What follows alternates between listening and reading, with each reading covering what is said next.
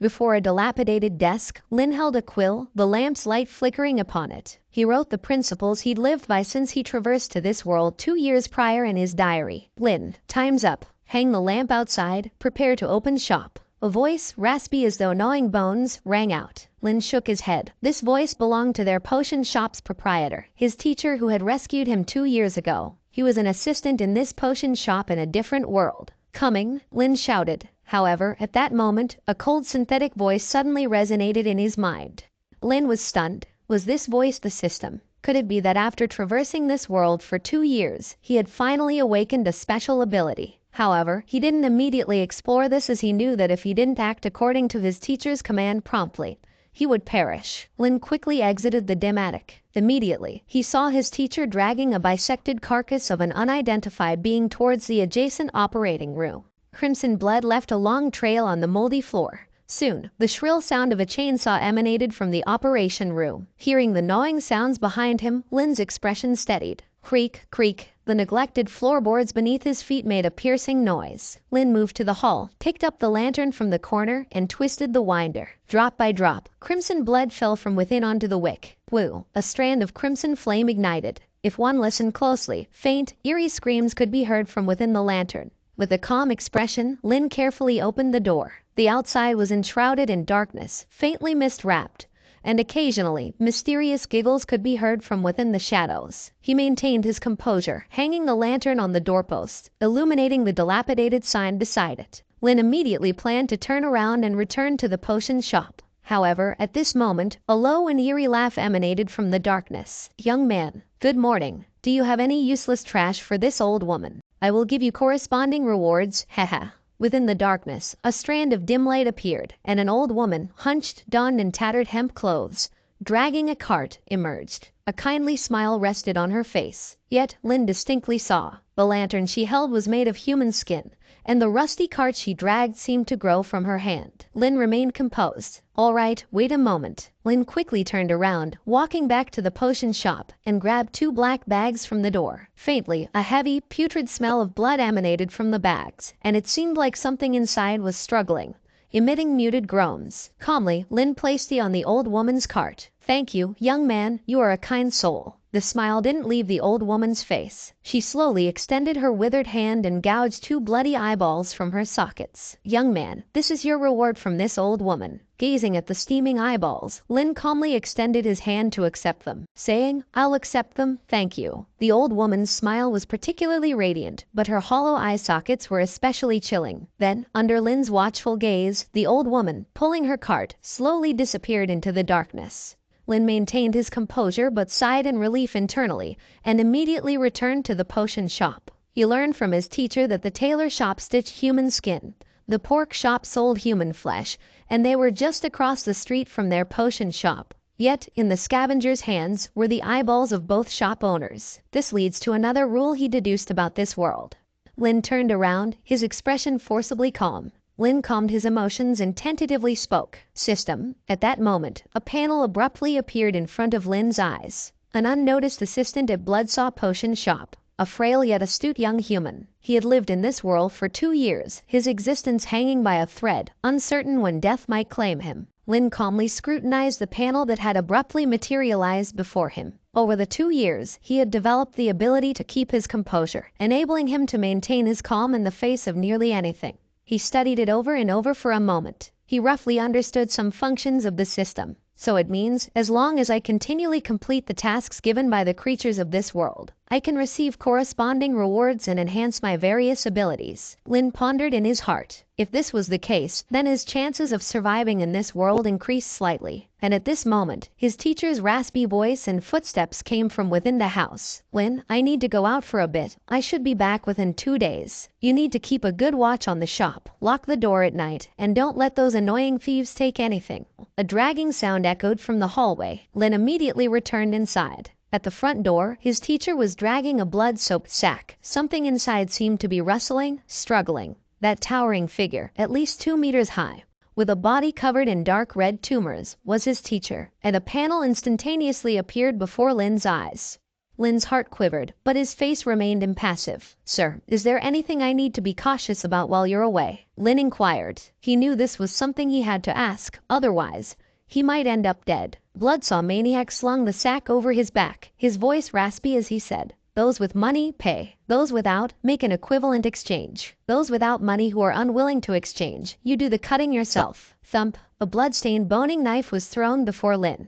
Remember, Bloodsaw Maniac, shouldering the blood-drenched sack, strode towards the shop exit. No matter what noises you hear outside, do not step out of the range of the soul lamp. No matter who asks you to go out and provide medical treatment, do not pay any attention. At night, lock the doors, shut the windows, kill anyone who comes in, ignore anyone who calls you. Lin nodded, taking his teacher's words to heart. "Yes, sir, I understand." Then, under his watchful eyes, the burly Bloodsaw Maniac quickly disappeared into the dense darkness. Time swiftly passed. Lin began his daily routine, wiping the blood off the ground and adjusting the common potions for treating various diseases. Then he sat at the counter, the boning knife in hand, his eyes closed, waiting as time passed. And the next moment, knock, knock, knock. 3 knocks sounded from outside the door. Lin lifted his head towards the direction of the door. A dirty little girl stood at the entrance, clutching a doll in her arms, her little hand gently knocking on the door. A pitiable expression was on her face as she said, "Is the shopkeeper in? My doll's arm is broken. Can you fix my doll?"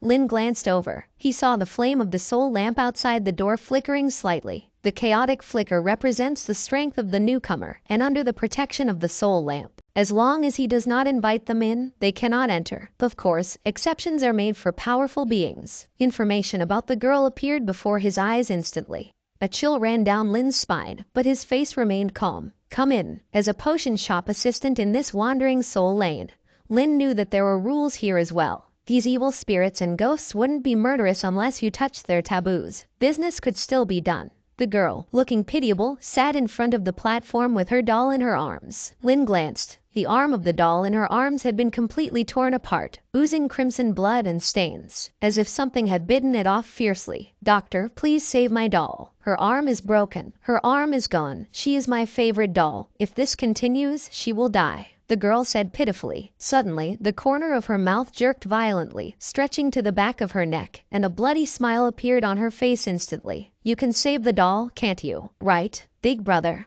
Lin remained calm, extending his hand to examine the torn surface of the doll's arm. At this moment, a system voice rang in his mind. "Lin, this system is indeed powerful, actually able to automatically assist him in making a diagnosis. If that's the case, it would be much simpler." He glanced at the little girl, ignoring her bloody smile, and said, "Have you eaten anything recently?" The little girl immediately retracted her bloody smile, once again returning to her harmless and pitiable appearance.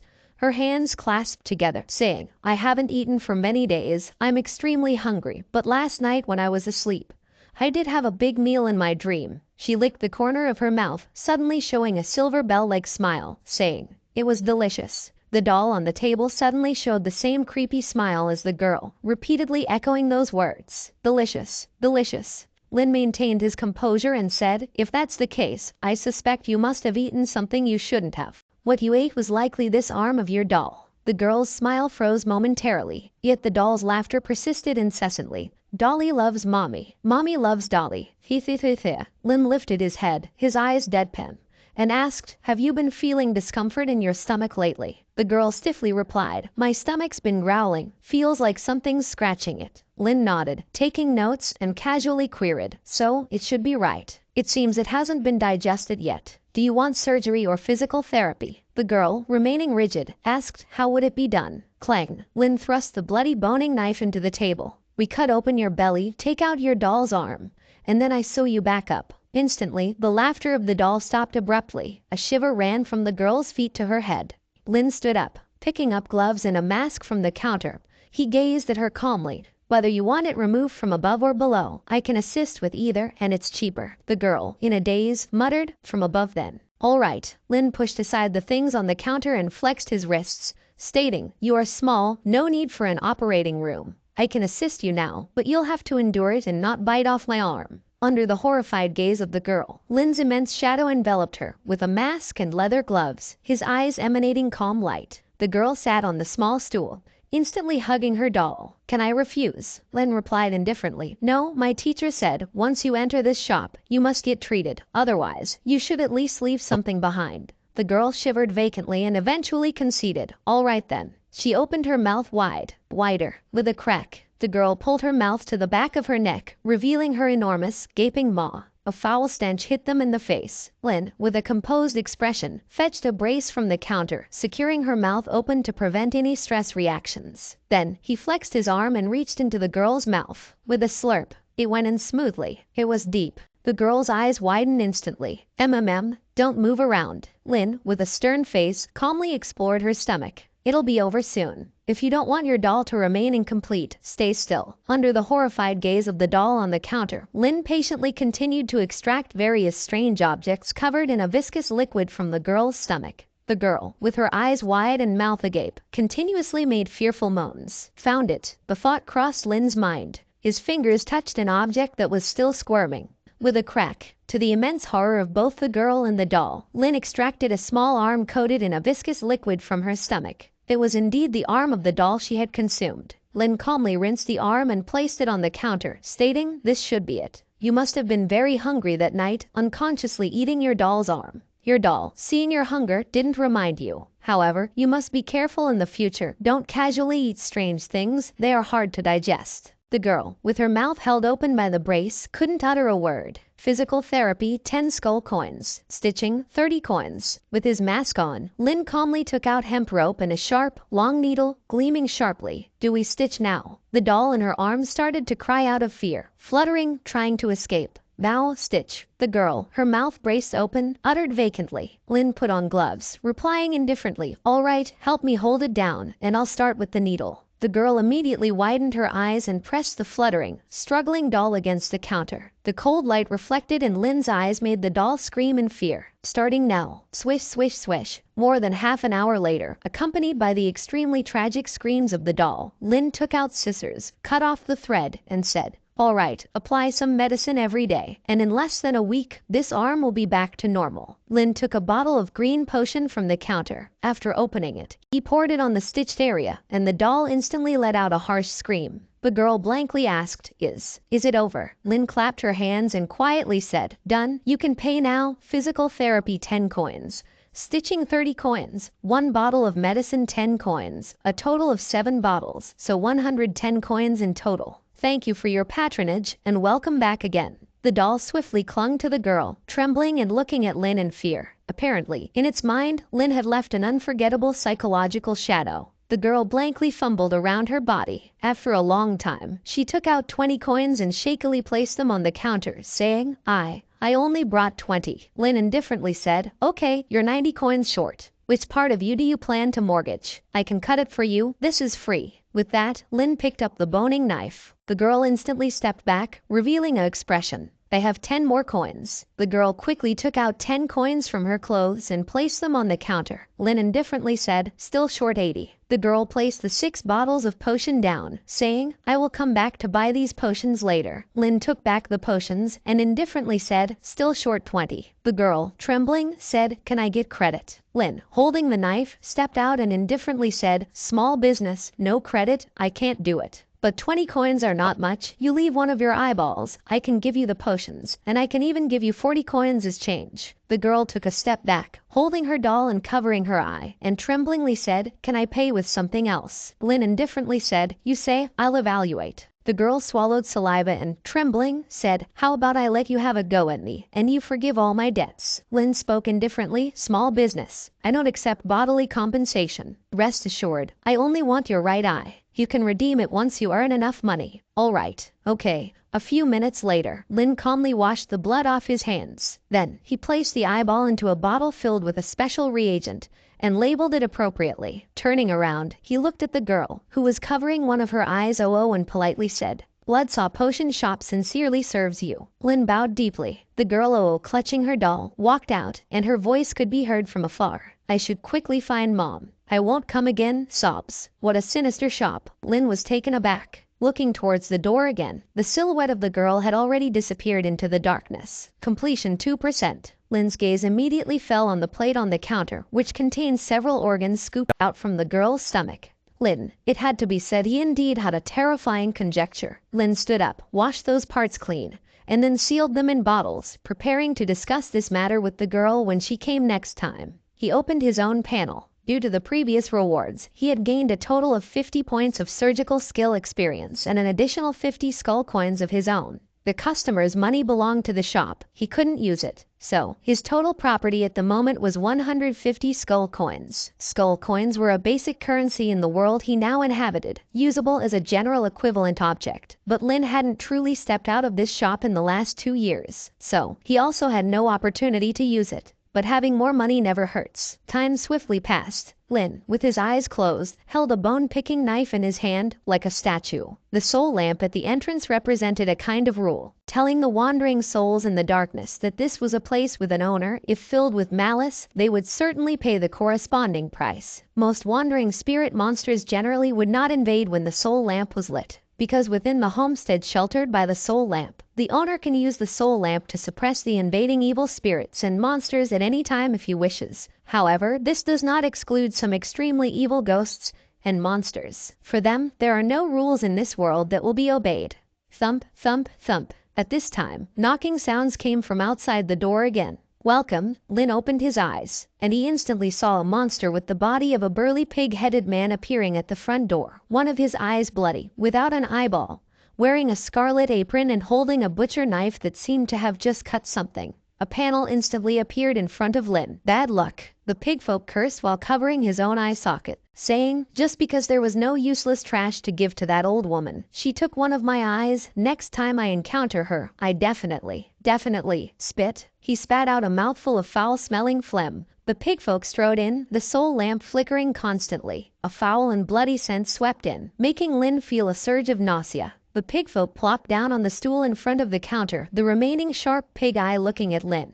He glanced around and said, "Where's Bloodsaw? Let him come out, exchange an eyeball with me, and I'll exchange top-quality prey with him." Lin maintained his composure and quietly said, "My teacher is out on an errand. If there is anything, you can tell me." The pigfolk paused for a moment, then turned his head, squinted his eye, and his gaze fell on Lin as if he were scrutinizing a piece of meat. "Oh." Waves surged in Lin's heart, but his face still maintained composure. However, his decision was very right. If he tried to deceive and tell this pork demon that his teacher was in the backyard after he noticed the discrepancies, he would definitely attack him immediately. Being honest and straightforward, on the other hand, would make the other party wary. "Which type of eyeball do you need?" Lin turned around, quietly pointing to the eyeballs soaking in the reagents on the shelf. "We have human eyes, pig eyes, undead eyes, bad eyes, blood doll eyes. You can choose whichever you like. Different eyes have different prices." The cruel light flashed in the eyes of the pigfolk, revealing a mouthful of fangs,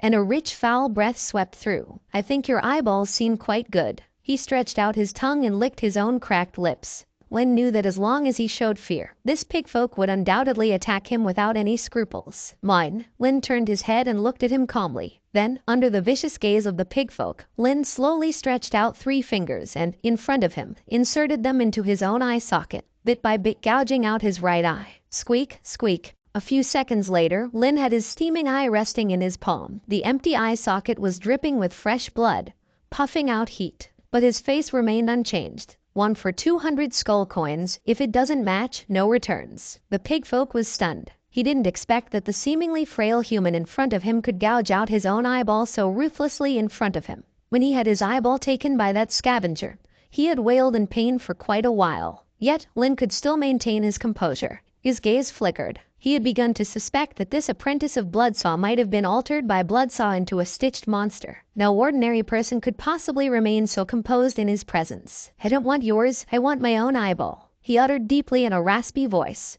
Lin's expression was serene. He casually pressed his eyeball back into its socket and quietly sat back down. Lin then reached into his bosom. "This I do have." Then, under the astonished gaze of the pigfolk, Lin drew from his bosom a large eyeball, still sticky with flesh and blood, the eyeball still moving. The pigfolk abruptly stood up, trembling. This, indeed. He recognized at a glance. That eyeball was the one that had been plucked out by the old woman. But how could his eyeball be with this human apprentice? Lin placed the eyeball on the counter and said quietly, "I met that kind old lady this morning. This is the toy she gave me. The pig folk stared intently at the eyeball on the counter, cold sweat dripping from the pig hairs on the back of his neck, trailing down his spine. For he knew very well the horror of that scavenger. With his own strength, he was easily robbed of his eyeball by that scavenger. If she wished, she could just as easily take his head. And that scavenger would actually give his eyeball to this frail human. He found this human apprentice more and more extraordinary. No, it was even becoming somewhat terrifying, because he couldn't fathom the depth of this human. The pig folk stared at Lin hesitantly and said, "The thing the old woman gave you. Would you dare give it to me?" Lin replied indifferently, "Not give, sell. 200 skull coins, market price." Was he truly unafraid? The pig folk scrutinized him, searching for a flaw. Could it be that he had a close relationship with that scavenger? The pig folk pulled out a money bag from his bosom and scattered a substantial amount of skull coins across the counter. He fixed his gaze on Lin and said, "Fine, I'll buy it." With composure, Lin collected the coins into the counter, then put his gloves and mask back on, and pulled out a single eyepiece, speaking lightly, "Deal. Do you want it done here, or shall we go to the operating table?" Here, the pig folk declared definitively. No resident of Wandering Soul Lane would want to go to Bloodsaw's operating table. "All right." Lin calmly picked up the bone-scraping knife and instructed, "Lean on the counter, rest your head on the table, and if it hurts, feel free to shout." The pig folk grinned maliciously. "Do you think I fear pain?" PFF. Lin took a sip of alcohol and then sprayed it onto the bloody blade. The pig folk stopped talking immediately. Lin lit a candle and heated the blade over the flame for several minutes. With narrowed eyes, he approached him with the knife, little by little. A drop of cold sweat plopped onto the counter. The pig folk shivered. "Do you need a knife just to install an eyeball?" Lin quietly spoke. "I just had a look. There are considerable concretions and blood clots in your eye socket. It seems you don't take good care of your eyes. Consider this step extra service. You don't have to thank me." The pig folk was horrified, but it was already too late. The sound of stirring and the blade scraping against bone echoed. The pig folk let out heart-wrenching, terrified screams. Several minutes later, Lin cleaned the residue in his eye socket with disinfectant, wondering why this time it increased his blade skill instead of his surgical ability. "It's done." Lin calmly wiped clean the bone-scraping knife in his hand with a cloth. "Don't move. I'm about to install the eyeball. If you move recklessly, be careful, it might get installed backward." The pig folk leaned there, white froth bubbling from his piggy mouth, his body twitching intermittently, obviously not hearing what Lin had said. Lin blinked, subconsciously muttering, "Damn, I forgot to use anesthesia." It seemed like he also forgot to use it the last time when he was stitching up the arm of a doll. "Whatever." Lin shook his head, his expression returning to calm. He used tweezers to pick up the eye that he had just soaked in reagent, then turned his head, his gaze searching through the medicine cabinet behind him. A few seconds later, Lin took out a white potion bottle from above the cabinet. One could vaguely see that it was labeled with strong glue, and a few other characters that were obviously handwritten. "What is that?" The revived pig folk shivered. Holding the eyeball, Lin shook the potion in his hand and spoke quietly. "It's a special strong adhesive I made. It can prevent your eyeball from falling out during the installation." Lin explained seriously. The pig folk shivered. "Install it quickly." "Did you hear me? I don't want to stay here any longer. Did you hear me?" Lin nodded. "Don't worry, we physicians have strong professional ethics." Lin calmly mixed the viscous potion. Then he evenly applied it around the eyeball, aligned it to the right position, and gently placed the eyeball atop the eye socket. He took out professional tools again and adjusted the angle of the eyeball. He felt around his toolbox. Then he took out a hammer from it. "What are you doing?" The pig folk screamed tremblingly. Lin frowned. "Don't move. This is the last physical step. If it's misaligned because you moved, I will have to take it out and reinstall it, which will then add a large sum to your surgery fee." Lin shook his head and held down the terrified pig head. Then, carefully with the hammer, he tapped the small bracket holding the eyeball, attentively inserting the eyeball into its socket bit by bit. A few minutes later, Lin blinked. The pig folk shuddered instantly. "What happened?" "What happened?" Lin frowned. "It's inverted." "Don't worry." Lin, with a calm expression, reached out, grabbed the bracket holding the eyeball, and forcefully pulled it up. With a rip, amidst the horrified screams of the pig folk and his rapidly decreasing sanity value, Lin forcibly removed the inverted eyeball. "It's just a minor medical accident." Lin calmly readjusted the position, saying, "There's no charge for this. Let me adjust the position again." The pig folk, in terror, let out sharp screams and struggled frantically. "I don't want it anymore. I won't have it done here. Stay still." Lin's eyes sharpened, and he shouted, "This is the final step. As a doctor, since you have paid, I must be responsible for you. I must ensure every one of my patients leaves here intact." With that, Lin fiercely raised the hammer in his hand. Stop! The pigfolk stretched out his hand and yelled in horror. Then, sparks flew.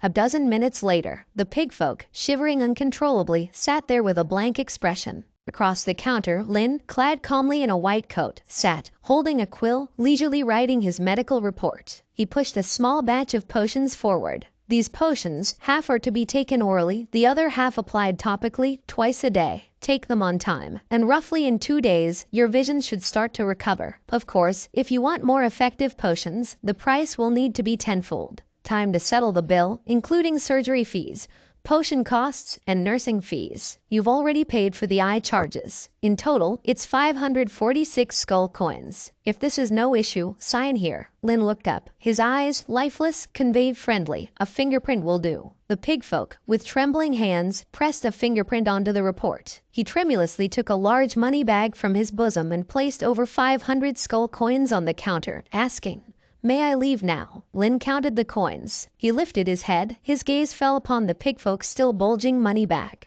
However, the next moment, his attention was drawn to his swelling belly.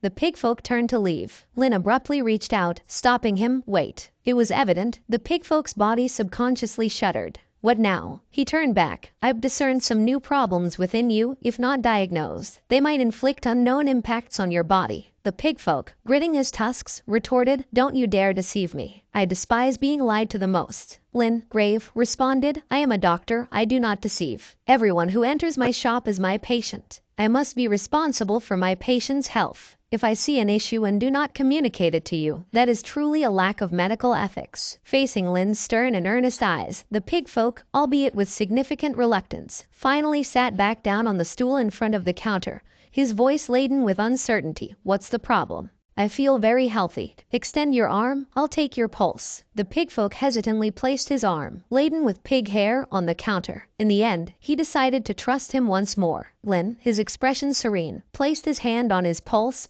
feeling it carefully. Gradually, the pigfolk noticed Lin's brows furrowing.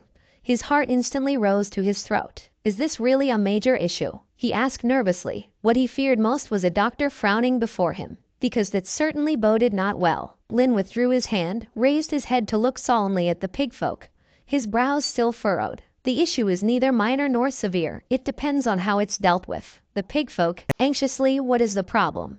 "Ectopic pregnancy." Brief silence and waves of cool wind whooshed in from the door. The next moment, the pigfolk roared, abruptly seized Lin by the collar. Lifting his in his fury, he bellowed, "Ectopic pregnancy. You bloody saying I have an ectopic pregnancy. I'm bloody male. I'm giving you one more chance to organize your words." Lin's expression remained tranquil. Adjusting his eyeball, he stated solemnly, "The pulse is revealing as such. There is no mistake. You must trust my medical proficiency." The pigfolk roared, "I am male. I don't have a uterus." Lin nodded, solemnly responding, "That's why it's said to be an ectopic pregnancy. If there was a uterus, it would be more troublesome, necessitating more profound gender correction surgery, and your burden would be heavier."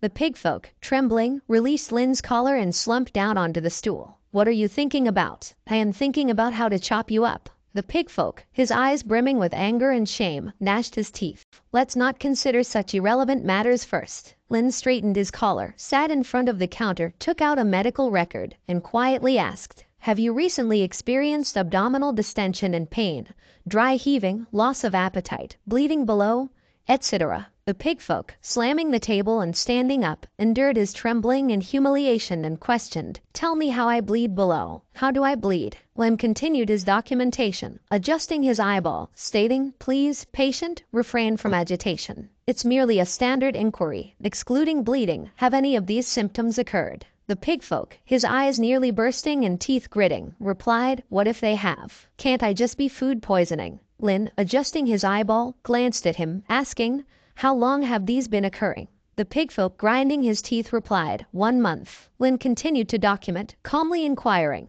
"When was the last time you engaged in mating behavior? Do you have any adverse habits normally, like multiple pig activities or using certain harmful implements?" The pigfolk stood there, arms incessantly shivering, stating, "You try asking one more time." Clearly, he was extremely angered by this question. Lin calmly extended his hand to stop him, stating, "All right, I won't ask this question anymore. Next question." during your most recent mating behavior did you feel below? Lin frowned, made a tearing gesture, and asked, a tearing pain. The pigfolk truly could endure no more this time. He seized Lin by the collar, his anger mingled with embarrassment as he roared, I've bloody well put up with you for too long. Translate for me, what is tearing pain? Translated for me, what is tearing pain? Lin extended his hand, firmly pressing against his chest, shaking his head. Calm down. Further confirmation requires the assistance of professional equipment. This is just a process I, as a doctor, must follow, fundamentally for the sake of your health. It's for your own good. You wouldn't want any lingering maladies, would you? The pigfolk puffed angrily through his nostrils, his chest heaving violently, his face flushed with rage, but finally, under Lin's soothing, he let go. Lin, once again straightening his collar and putting down his pen, glanced at him and shook his head. Although I do know that males, most likely, can't get pregnant, the pulse does indeed relay the signs of pregnancy, so I speculate if you didn't impregnate yourself through normal mating activities. Seeing that the pigfolk was about to explode in anger again, Lin spoke faster. There's another possibility. You might have inadvertently consumed something containing strange powers, causing a mutation within you and indirectly leading to your impregnation. Because I see you're looking unwell, with dark circles under your eyes, a pallor to your face, and your wrists are cold. Have you been unable to satiate your hunger no matter how much you have eaten recently, and often feeling famished? The pigfolk hesitated, then sat down again. Although previous words had been unreliable, this indeed hit the nail on the head. He had indeed been feeling hunger recently, and even binge eating and drinking were unable to alleviate the hunger. How do you know? Lin, without showing any emotion, stood up, brought out a wooden basin from behind the house, filled it with clear water, and then from below the counter took out a bottle of light green potion and poured it into the basin. Whoosh! A strand of green smoke, shaped like a skull, whirled up from the basin. Lin clapped his hands, saying, This is a spirit summoning potion. Place your hand inside. If this indeed is a malevolent spirit parasitizing inside you or these odd mutations, this potion can reveal some truths. The pigfolk glanced at him hesitantly. He stuck out his snout to sniff. After ensuring that there seemed to be no danger, he still tried to put his hand into the basin. In an instant, he immediately felt a chill slowly rising from his abdomen. What is this? His face altered slightly. The green water in the basin began to bubble continuously, and strands of eerie black aura gradually emerged from his body. And it was the next moment. Suddenly, his abdomen twisted in pain, and a giggling face protruded from his belly. Fee-fee-fee, fee-fee-fee. The pigfolk's hair stood on end. My stomach. His belly began to deform continuously. The face seemed to struggle as if trying to crawl out. And gradually, beside the face, two protruding hands emerged on his belly. The giggling sound suddenly changed eerily and transformed into wails. Wah! Seeing this, the pigfolk was entirely undone. What the hell is this thing? Ben. Lin decisively took up the frying pan next to his and smashed it against the protruding face, flattening his stomach. The wailing and giggling abruptly ceased. Thump! The pigfolk plopped down on the bench, his expression blank. This. Lin pushed the wooden basin aside and calmly said, Preliminary diagnosis confirms it indeed is a type of ectopic pregnancy due to a parasitic evil spirit. However, seeing the effect of that blow just now, this little devil has not fully formed yet. You are really lucky to have met me. At this, the pigfolk were thoroughly convinced. He dropped to his knees with a thump, trembling, young man. My attitude was too intense just now. Please, don't take it to heart. Please save me. Please save me. He was truly scared. If it were a real evil spirit and he had to fight it head on, he would be fearless. But it was growing inside his stomach. He was really helpless. Lin, calmly holding a pen, said, Do you remember eating anything unclean? The pigfolk trembled. A month ago, when I was out, I remember I ate a child. But it was just a little ghost. I sucked it in one breath. Besides that, I only eat pork and human flesh. Lin pondered for a moment. Then he lifted his head and seriously said, Let's perform surgery to see.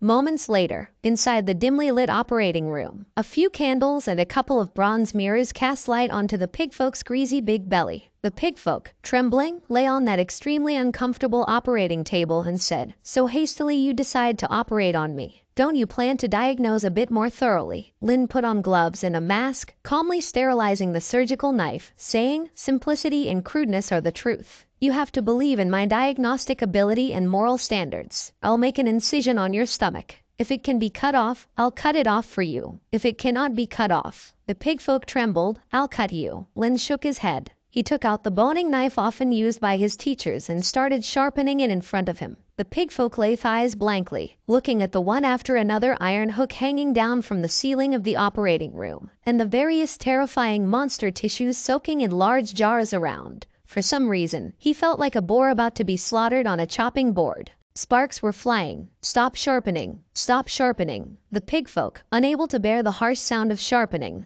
issued a roaring urge. Soon, Lin washed the sharpened surgical knife in disinfectant. When he picked it up again, it was shining sharply against the light. Lin walked to the side of the pigfolk with the knife and put his ear to his greasy belly to listen. Then he professionally took out a pencil, in a position lower on his stomach. He drew a cross. Lin calmly said, "Are you ready?" The pigfolk trembled. "Ready."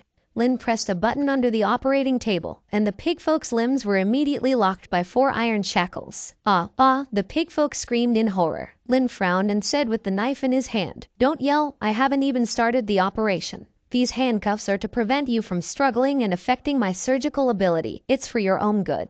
The pigfolk trembled. "Have you ever performed surgery on others before?" Lin calmly sharpened the knife, saying, "I've seen my teacher slaughter pigs. You are my first patient. But it's more or less the same. I am very confident in my surgical ability." A moment of silence. I won't do it. I won't do it.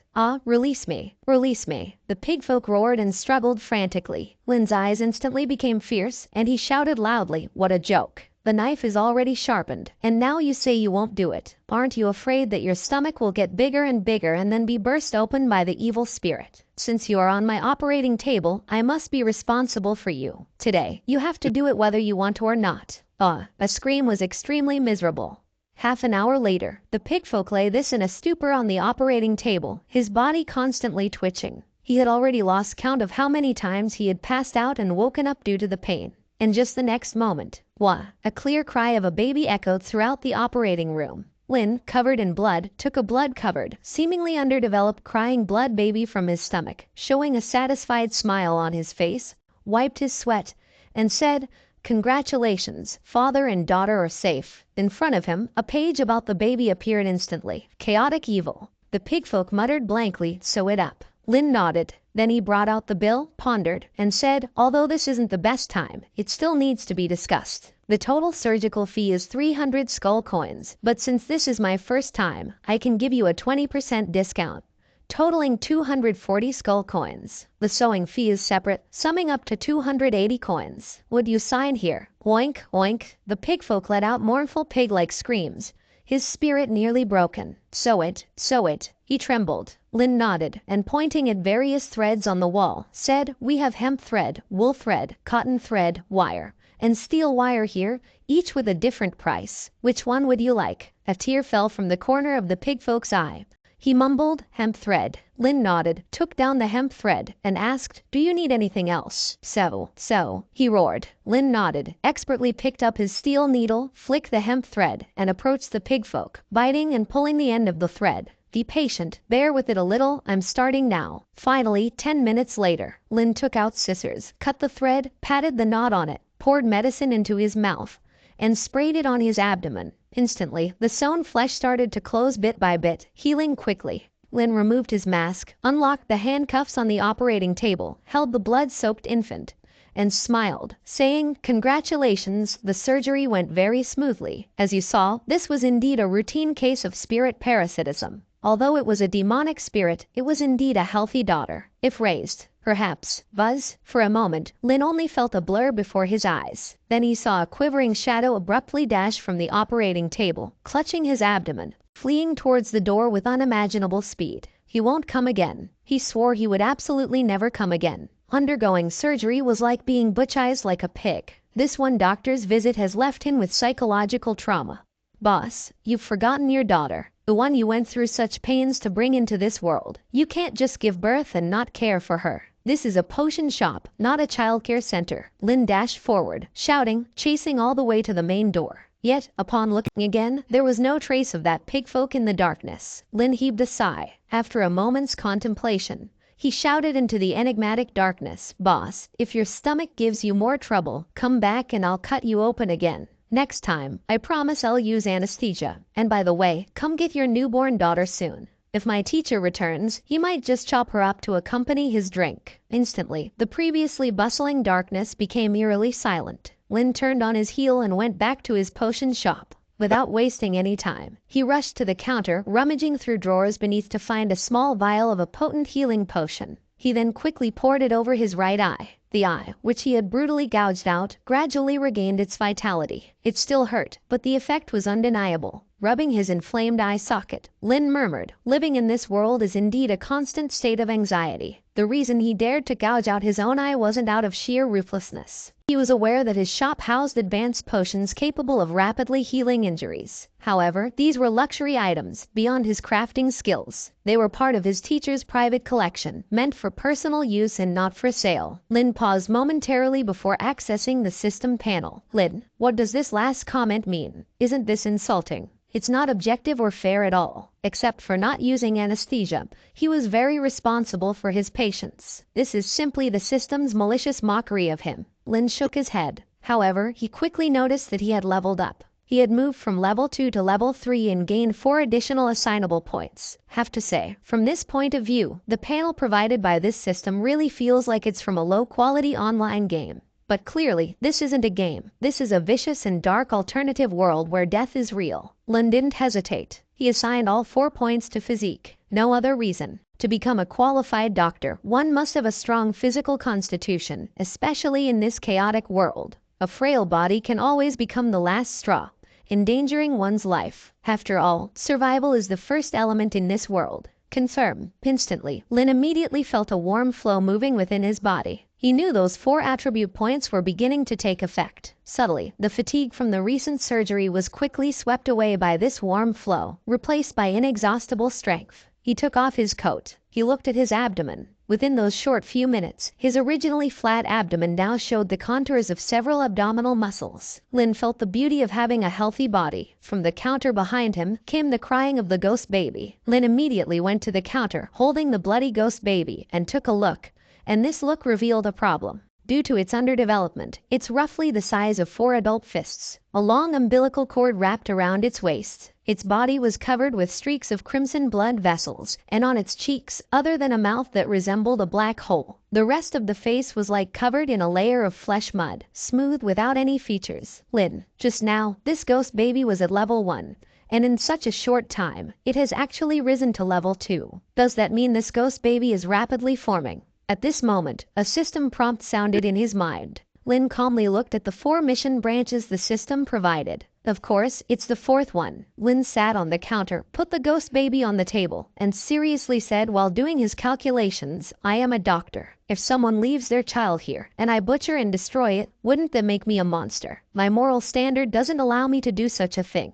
As a person with such professional ethics, don't you plan to add something to me, system? Lin, knife in hand, continued to wait for new customers. 2 minutes later, he opened his eyes and glanced at the ghost baby. He discovered its appearance had already started distorting into a grim twist. 5 minutes later, when he looked again, the baby's face began to grow various large and small blood tumors, and raspy noises came out of its dark mouth. 10 minutes later, when Lin opened his eyes again, that face was already crawling with numerous large and small twisted tentacles and black, intestine-like distortions.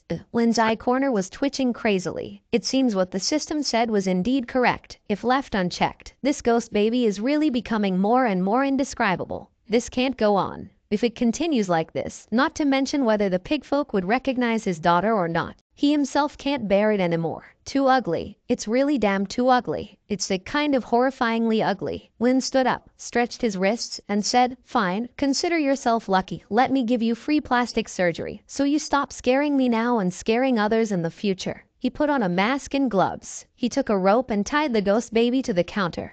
The twisted tentacles on the ghost baby's face suddenly mutated into countless mouths, letting out terrifying roars at Lin. Slap! Lin slapped those tentacles back with one smack. Behave. He stretched out both hands, grabbed the wildly twisted tentacles on its face, and kneaded them forcefully as if kneading dough. Wah, wah, cries resembling fear emanated from the ghost baby's body. Plastic surgery is a technical job. Although Lin had never performed plastic surgery on anyone before, his skills in molding clay were quite proficient. In some sense, these two seem not much different. Then the first step of plastic surgery, naturally, is to mix all the messy viscous substances on the face evenly and make it sufficiently smooth.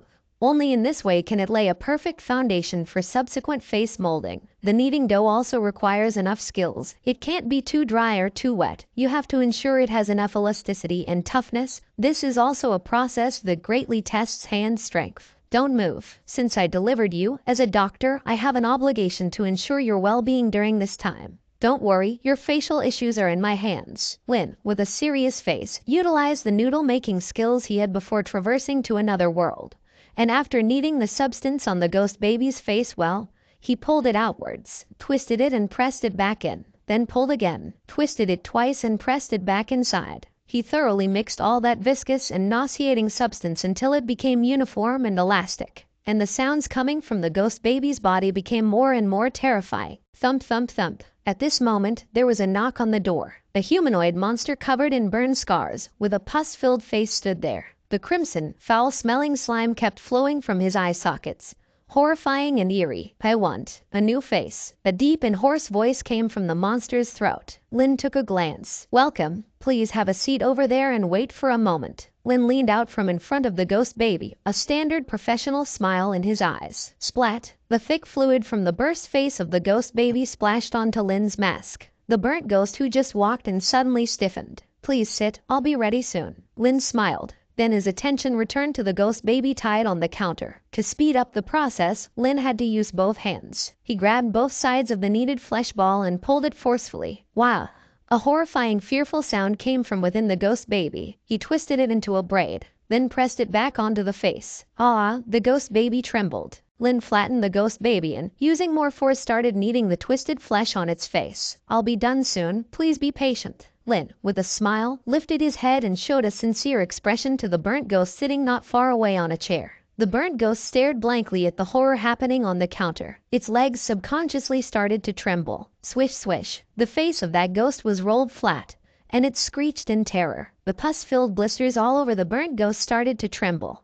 Something's wrong. Something's very wrong. This potion shop he entered seems to be not right at all. It stretched out its burnt hand tremblingly, saying, "May I ask? Are you?" At his words, Lin, while kneading the flesh on the ghost baby's face, lifted his head, a sincere professional smile on his face, saying, "Oh, this little ghost is too ugly, even somewhat contaminatingly ugly. As a doctor, giving it a normal face is something I should do." The burnt ghost shivered all over. He said numbly, Your technique is indeed unique." He stiffened all over, the burnt eyes staring widely, and the hunched body straightened at some point. He watched the ghost baby's face in the hands of the doctor, being kneaded like noodles. His legs trembled even more. Horrifying images of his face being constantly pulled and stretched by this doctor immediately surfaced in his mind. The burnt ghost began to feel frightened. Originally, he saw the old freak from Bloodsaw Potion Shop leave today, so he wanted to try his luck, hoping to treat his burns with slightly less fear. But who knew that after the old freak left, a little freak remained. He, shivering, stared at the ghost baby lying on the counter, convulsing, its face almost a black mush. Could it be? Is this what awaits me next? He murmured,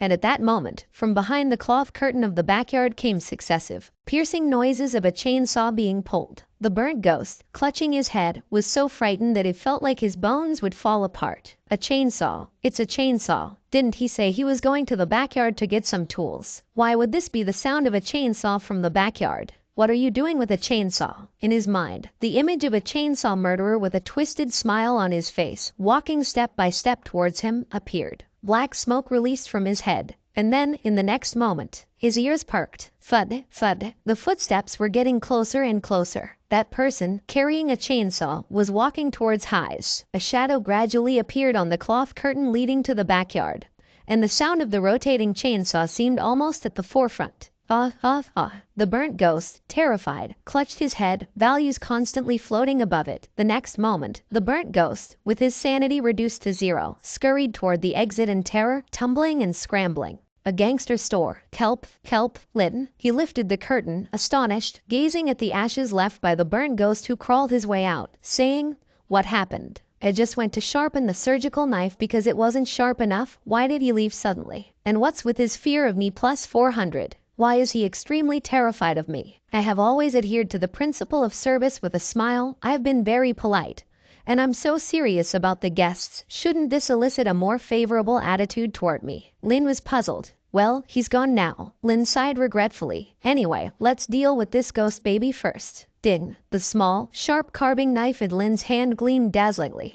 An hour later, Lin sat in front of the counter, his face full of satisfying smiles, lowering his knife and looking at the ghost baby sitting before his. Isn't it much more pleasing to the eye now? Cherry lips, chubby cheeks, big eyes, delicate nose. What was once a horrifying, indescribable mass of distortion had now, under Lin's meticulous carving, become cute and lifelike. Before traversing, Lin always ranked first in his handicraft class. Every clay portrait he sculpted received unanimous praise from his classmates. Lin smiled, feeling pleased. At this moment, a vertical pupil suddenly grew on the forehead of the ghost baby. Pop! Lin bursted instantly. He closed his eyes and said, "This is not the place for eyes to grow. This is a face I've painstakingly shaped. If you want to ruin it, don't blame me for cutting you again."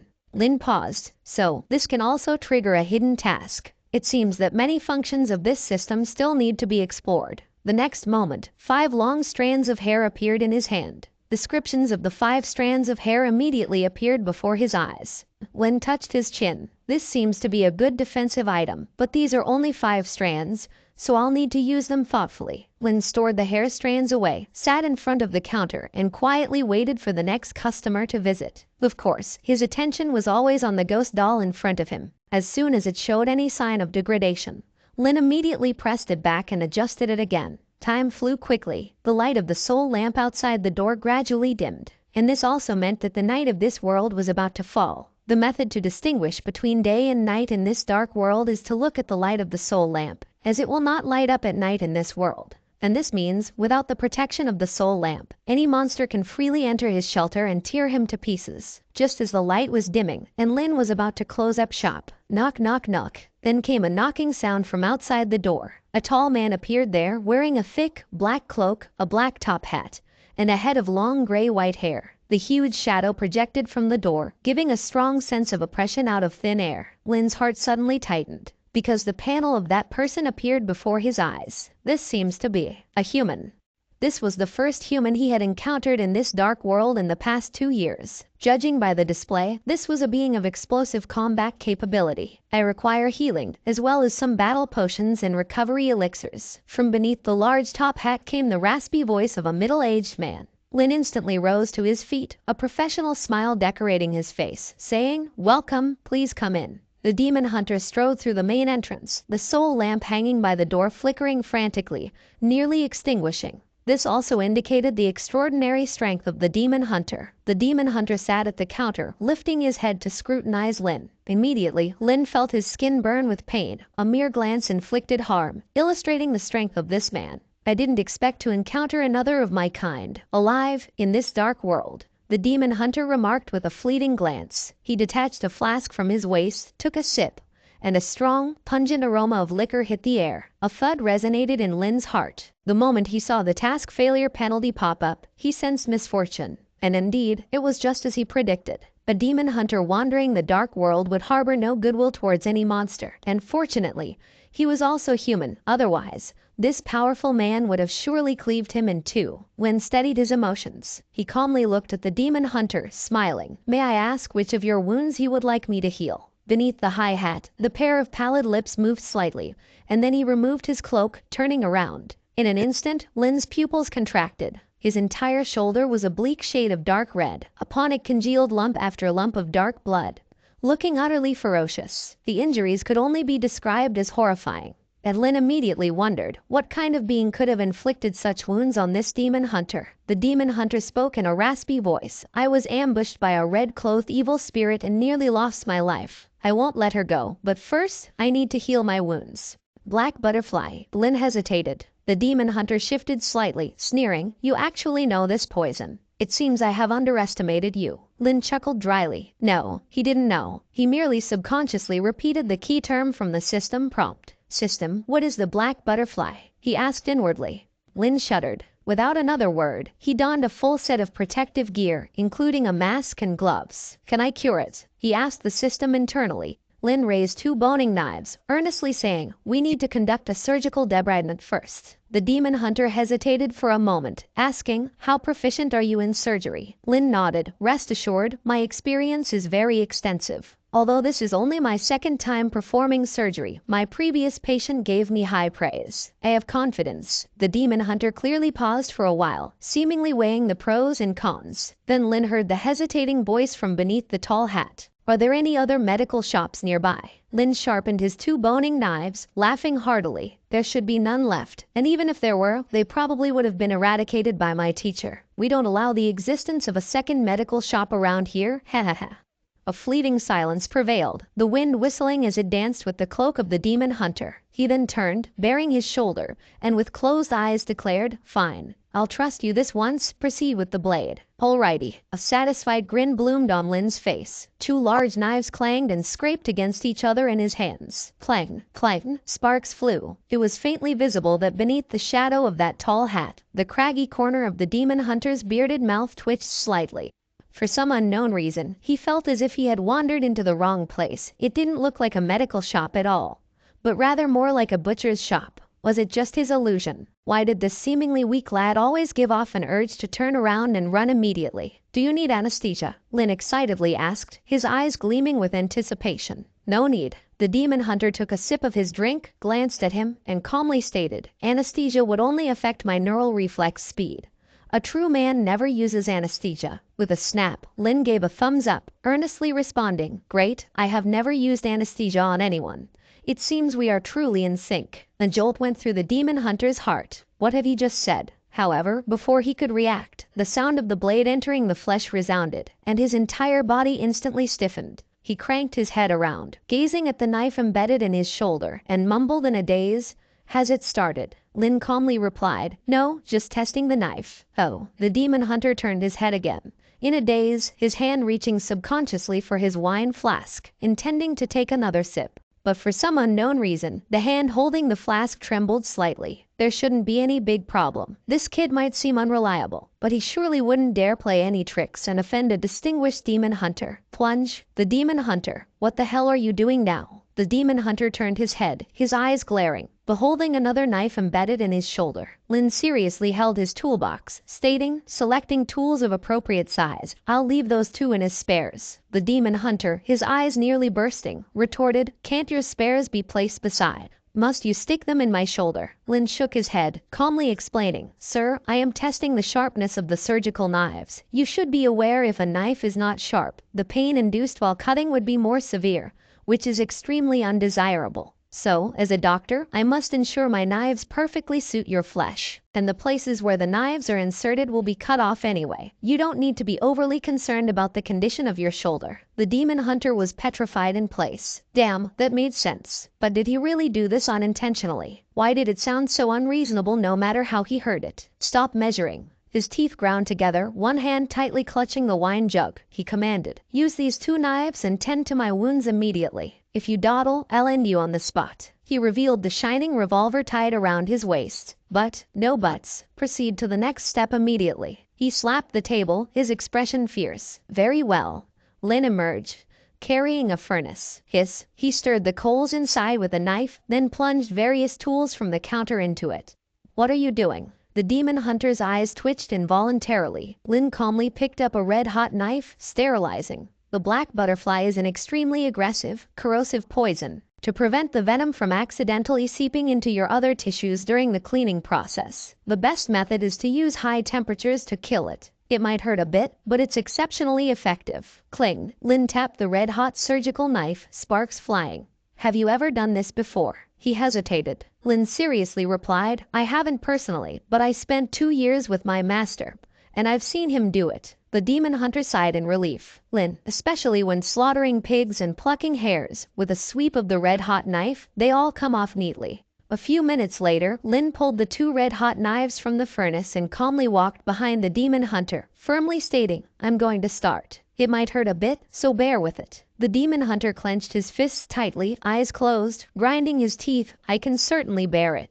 But I just want to ask, what the hell are all these plates on the counter for?" "Cooking," he roared, pointing to the plates on the counter before him. Lin seriously replied, "You're overthinking it, sir." These plates are to hold the necrotic flesh that will be cut away shortly because we must administer the appropriate regenerative potion based on the amount of flesh removed. Otherwise, if the dosage is not calculated correctly, it could lead to unnecessary tissue growth on your shoulder. This is for your own good. The demon hunter gritted his teeth. Start cutting. If it wasn't for the fact that this was the only potion shop within hundreds of kilometers, he swore he would never set foot in this damned place, because it always felt like a trap. All right, I'm going to begin. Lin's expression was serious. In an instant, thud, thud, the sound of knives entering flesh resounded, followed by the continuous sounds of cutting and sizzling. Thank you for watching. Subscribe and enable notifications so you don't miss the next chapter.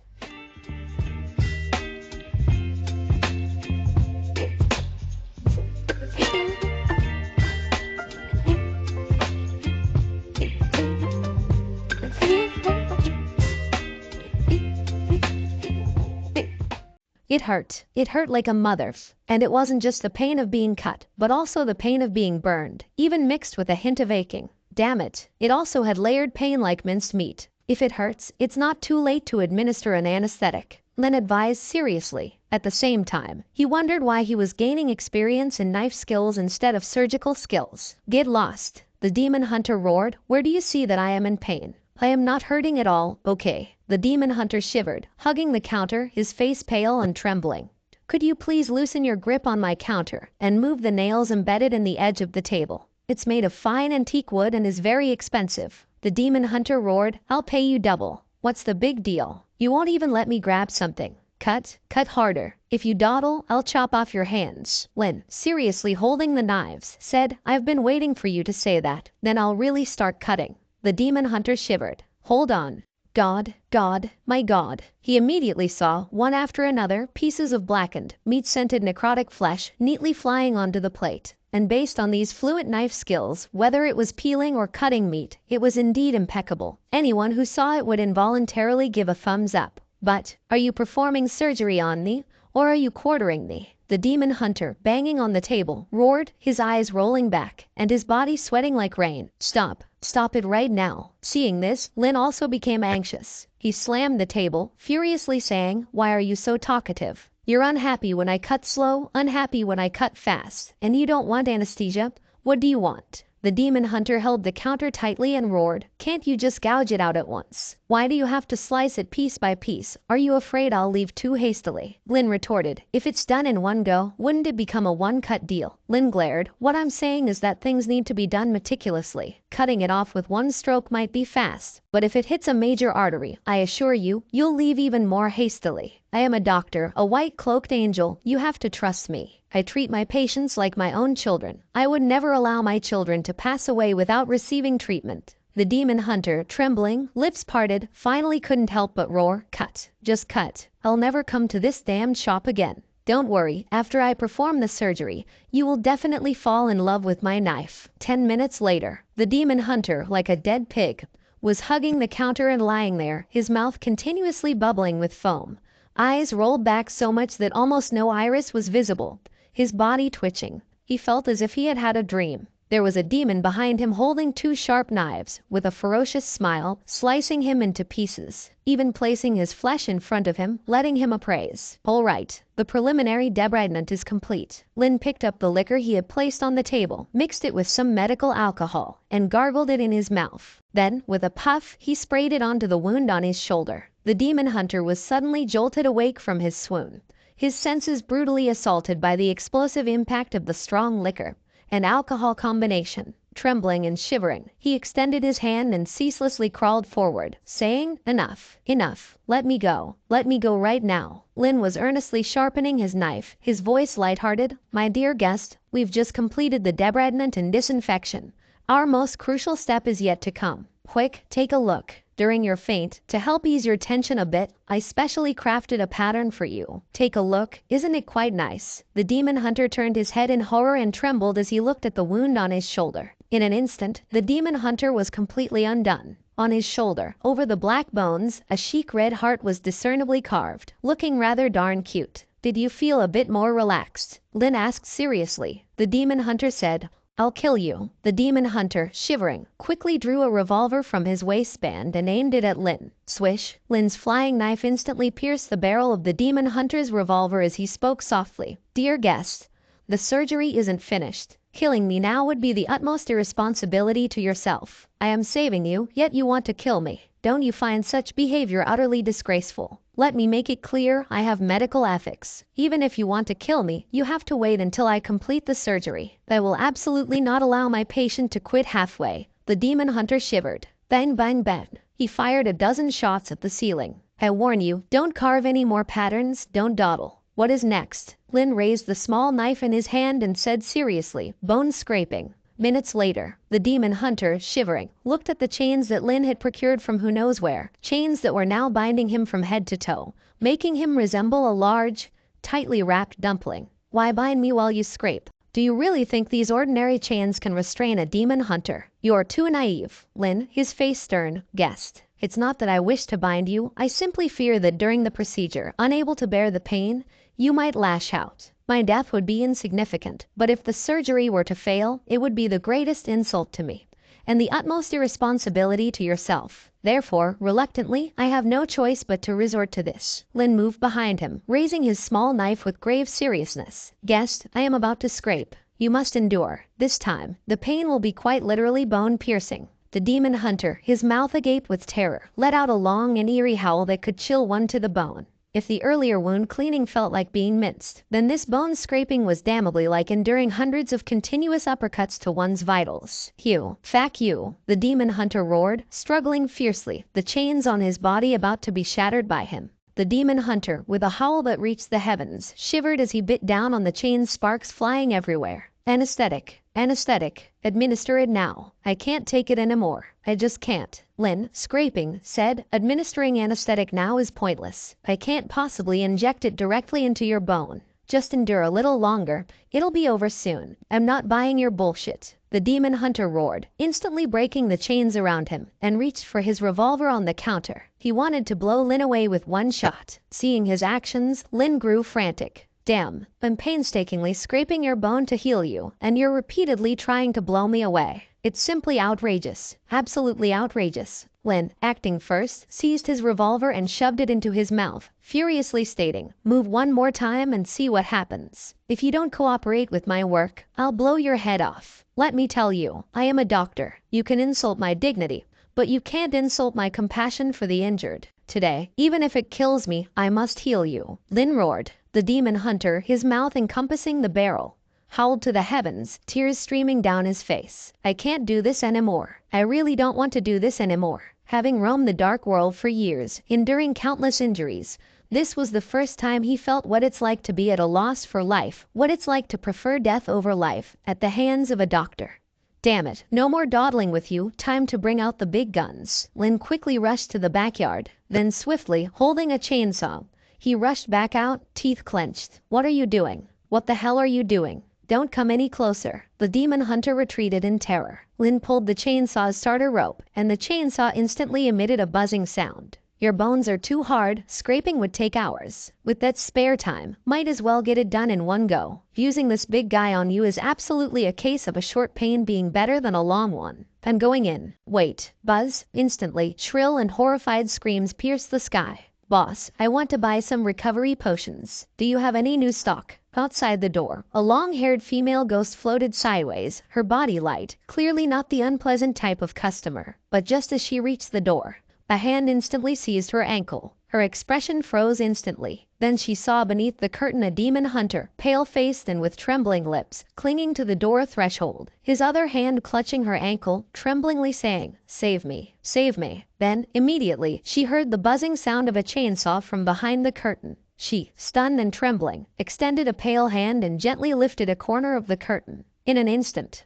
her long hair instantly rose in fright. Behind the curtain, a boy covered in blood, holding a chainsaw, was seen straddling the demon hunter, using the chainsaw to buzz against his shoulder. Sparks flew and bone dust scattered. Seeing the customer outside the curtain, Lin instantly lifted his head. His facial expression seamlessly switched to a professional smile, showing his clean teeth, saying, Welcome, we have plenty of potions. Please come in and wait a moment. After I deal with this customer, I will get them for you. It won't take long. Ha ha. Lin let out a friendly laugh. The long-haired ghost held her head, letting out terrified long howls. Under Lin's stunned gaze, the long-haired female ghost screamed and limped into the black fog, holding her head. How did I become the customer scarer? I have always adhered to the principle of putting customers first, treating people with sincerity, and providing service with a smile. This darn system, you can't just give me weird achievements. Trying to escape, Lin pressed down the crawling demon hunter and went at him with the chainsaw. Never mind, let's cure this patient first. Buzz, God. Finally, several minutes later, with utmost satisfaction, Lin discarded the chainsaw, a smile adorning his features as he beheld the polished, pristine bone before him, and gently blowing on it, he spoke, "Dear guest, it is complete. The toxins that have corroded the surface of the bone have all been thoroughly purged by me. Now, all that's needed is a further regeneration of flesh and blood, and your arm shall be restored to its former glory." Lin wiped the sweat from his forehead. A genuine, glorious smile unveiled on his face, a smile that followed sincere toil. "Dear guest, are you satisfied with it?" Guest, perplexed, Lin turned his head. Immediately he saw the demon hunter's body convulsing non-stop, visible on his face. Countless white bubbles were churning in his mouth, and his eyes were rolled back so far that they were nearly unseen. Guest, dear guest. Over half an hour later, Lin stood there, listening dumbfounded to the absurd system prompt resounding in his mind. And on the operating table before him, the demon hunter finally started regaining consciousness from his mumblings. "Are you awake?" The moment he opened his eyes, reflected in them was Lin's professional smile. Propping himself up, almost reflexively, the demon hunter jumped up from the operating table in terror and fired several shots in Lin's direction. Stay away from me." He was trembling, holding a revolver, still in shock. Meanwhile, Lin, eyes wide, was pressed against the wall, his form distinctly outlined. A series of bullets had traced around him with uncanny precision, carving an immaculate silhouette. "Keep calm. Honored guest, please keep calm. Forget those unpleasant memories. Rest assured, I've already healed your wounds." With outstretched hands, Lin spoke authoritatively. He subtly pushed the chainsaw at his feet aside with his foot, preventing the guest from associating it with some less than pleasant memories. The demon hunter was panting, struggling to calm his own emotions. Then he turned his head to look at his shoulder. Wrapped in thick bandages, his shoulder, albeit still a bit stiff when moving, no longer bore the empty feeling of flesh scraped away, nor did it have the tearing sensation brought by the black butterfly's poison. It was as if that horrifying experience had been a dream. The demon hunter, astonished, asked, "So soon?" Lin seriously replied, "It's mostly healed. After removing the poisoned, damaged muscle tissue and superficial bone fragments from your shoulder. The remaining issue was how to rapidly regenerate your flesh." Lin held an empty potion bottle in his hand. "I use the best flesh regenerating potion we have. Plus, your physique is extraordinary and robust, so most of the missing flesh has already grown back. Only a small part in the center, which was too far from the surrounding flesh, was filled with a bit of other meat. But don't worry, I've eliminated any rejection." The demon hunter froze. He hastily unwrapped the bandage on his shoulder. His shoulder indeed seemed to have fully recovered, even looking somewhat tender, and at the center of the wound, one could vaguely see some flesh with a different color from the surrounding skin. Pale and delicate, a strand of hair was standing upright on it. The demon hunter instantly flew into a rage and grabbed Lin by the collar, glaring, his teeth grinding. Lin quickly raised both hands, signaling his innocence. "Guest, the process might have been a bit unpleasant, but the result is quite perfect, isn't it?" Lin blinked, his will to survive at its peak. "And I assure you, if there are any relapses in the future, you can come to me anytime for a second service. Absolutely satisfying." The demon hunter trembled. "Second service? You still want to provide me a second service?" "Guest," Lin solemnly said, "I am a doctor, and while there were some minor hiccups during the treatment, think about it. Compared to dying from the black butterfly's poison spreading and rotting the whole body, what's a little pain from bone scraping? Staying alive is more important than anything." Finally, under Lin's cascade of noxious consolation, the demon hunter reluctantly let go of Lin's collar, gritting his teeth. The demon hunter took a deep breath, let Lin go, and said through clenched teeth, "Indeed worthy of being my kind, being able to survive in this dark world. Truly capable. This tormenting technique is indeed top-notch." Lin rubbed the back of his head, smiling sheepishly. "You flatter me. You flatter me. Do you think I'm praising you?" The demon hunter once again grabbed Lin by the collar, his eyes filled with rage, his teeth grinding. Have you ever performed surgery on anyone before? Lin quickly shook his head, raising 3 fingers earnestly. I swear I have. I just performed a cesarean section. Both father and child are safe. They even gave me a like. The demon hunter was taken aback. So, after performing a C-section, you dared to scrape my bone to heal my injury. He really wished he could tear this young man to shreds here and now. However, he finally restrained himself. Because, indeed, though the process wasn't very pleasant, this guy did heal his injury. He took another deep breath, suppressing the frantic and irritable emotions within his heart. He let Lin go, staring seriously into his eyes.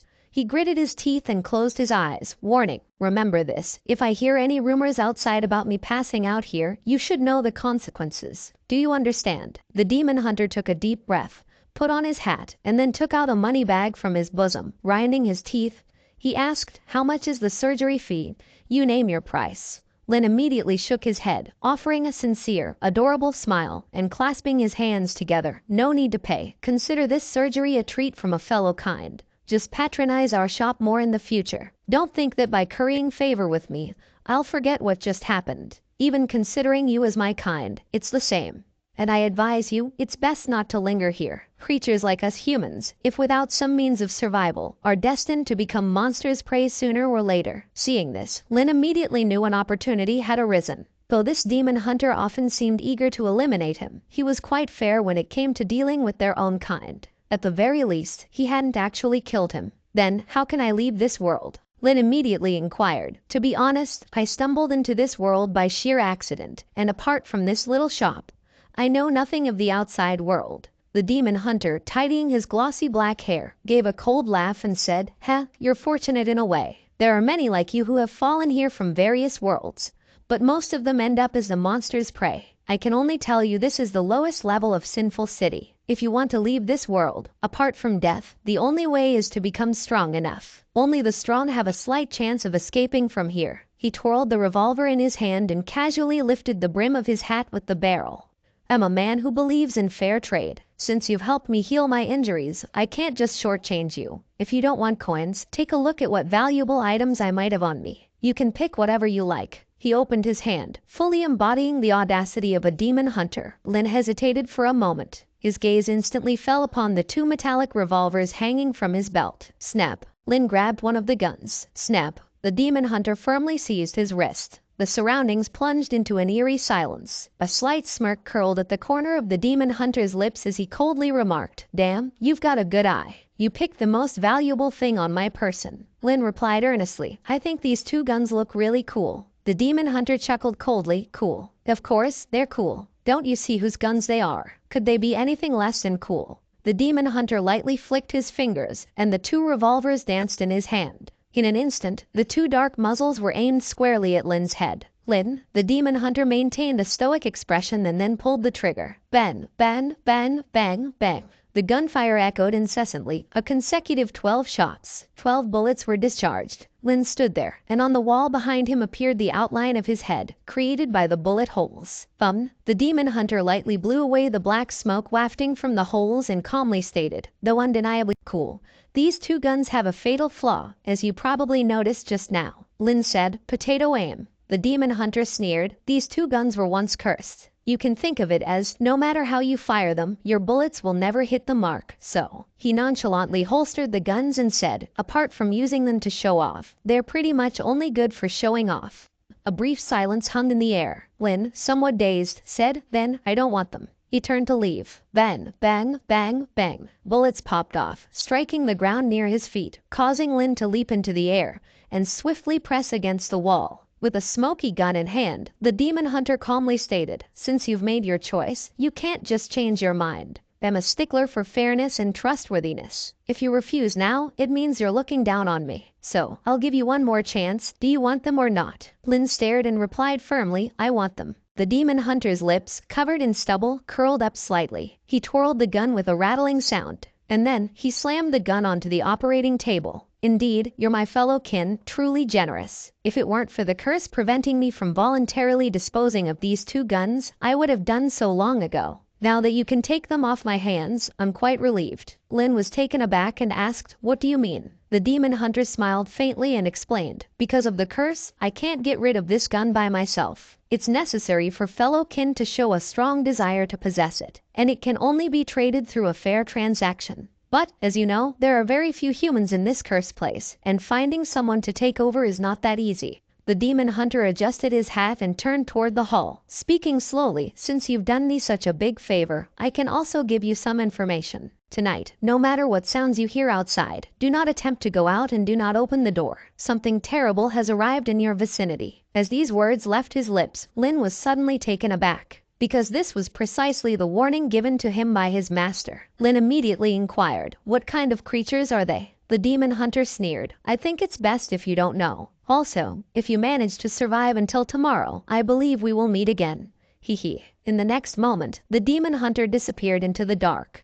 In the hall, Lin toyed with the revolver in his hand, pondering the words of the demon hunter from earlier. He glanced at the entrance, whether it was an illusion or not. As night fell, the darkness outside seemed to grow denser than usual. Lin played with the revolver in his hand and cast a fleeting glance at the ghost baby on the counter. During this period of inattention, this ghost baby had actually grown to level 7. With this terrifying rate of growth, it wouldn't be long before it became exceedingly difficult to handle. Could this gun really be as he described, unable to hit the target no matter what? Lin hesitated. He closed one eye and aimed at the ghost baby's head. Bang! A bullet instantly grazed the ghost baby's ear. Lin raised an eyebrow, blew away the black smoke emanating from the muzzle, and said, "It really can't hit." He was somewhat skeptical. "Well, there's still half an hour left. Might as well use it for target practice." Lin remained composed. Then, soon enough, half an hour passed in the blink of an eye. With a whoosh, the soul lamp hanging on the doorpost suddenly extinguished without warning. Without a second thought, Lin immediately raised his head, his expression serious. He rushed to the front door and retrieved the extinguished soul lamp.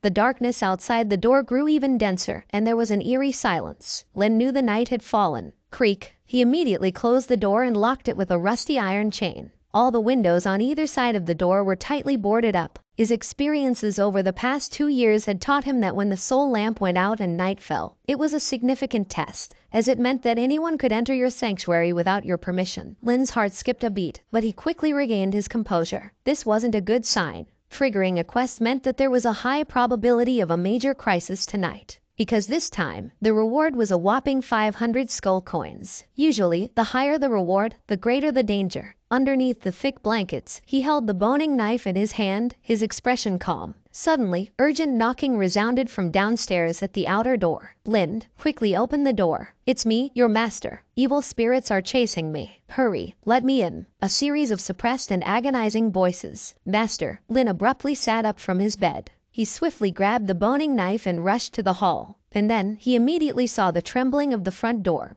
heard the violent panting, and the stifled, agonizing moans from outside. It was his master's voice. "Lin, quickly, I can't hold on much longer." Lin nodded. Holding the boning knife, he dashed to the front door. Then he raised the knife and thrust it out through the crack. Crimson blood gushed out instantly from the other side of the door crack. Lin shouted, "Master, if you can't make it, then embrace death outside." A brief silence. Then, from outside the door, that dazed voice spoke again. "You weren't even sure if I was your master, and you stabbed me directly. Because if it were me outside, my master would have stabbed me too." Lin said earnestly. A brief silence, and it was in the next moment that a series of piercing shrieks emanated from outside the door, growing increasingly intense and loud. It sounded as if something was pressing against the door, desperately trying to squeeze inside. With a loud crack, a blood-soaked, nearly decomposed hand suddenly pierced through the door, reaching inside. That reaching hand continued to scratch at the door, producing sharp and piercing sounds. "I shall devour you. I will rend you to pieces and chew each bit slowly in my mouth." Grabbing a boning knife, with a single strike, he pinned that hand to the door panel. Instantly, shrill and distorted wails echoed from outside the door, and concurrently, crimson blood seeped incessantly through the wood.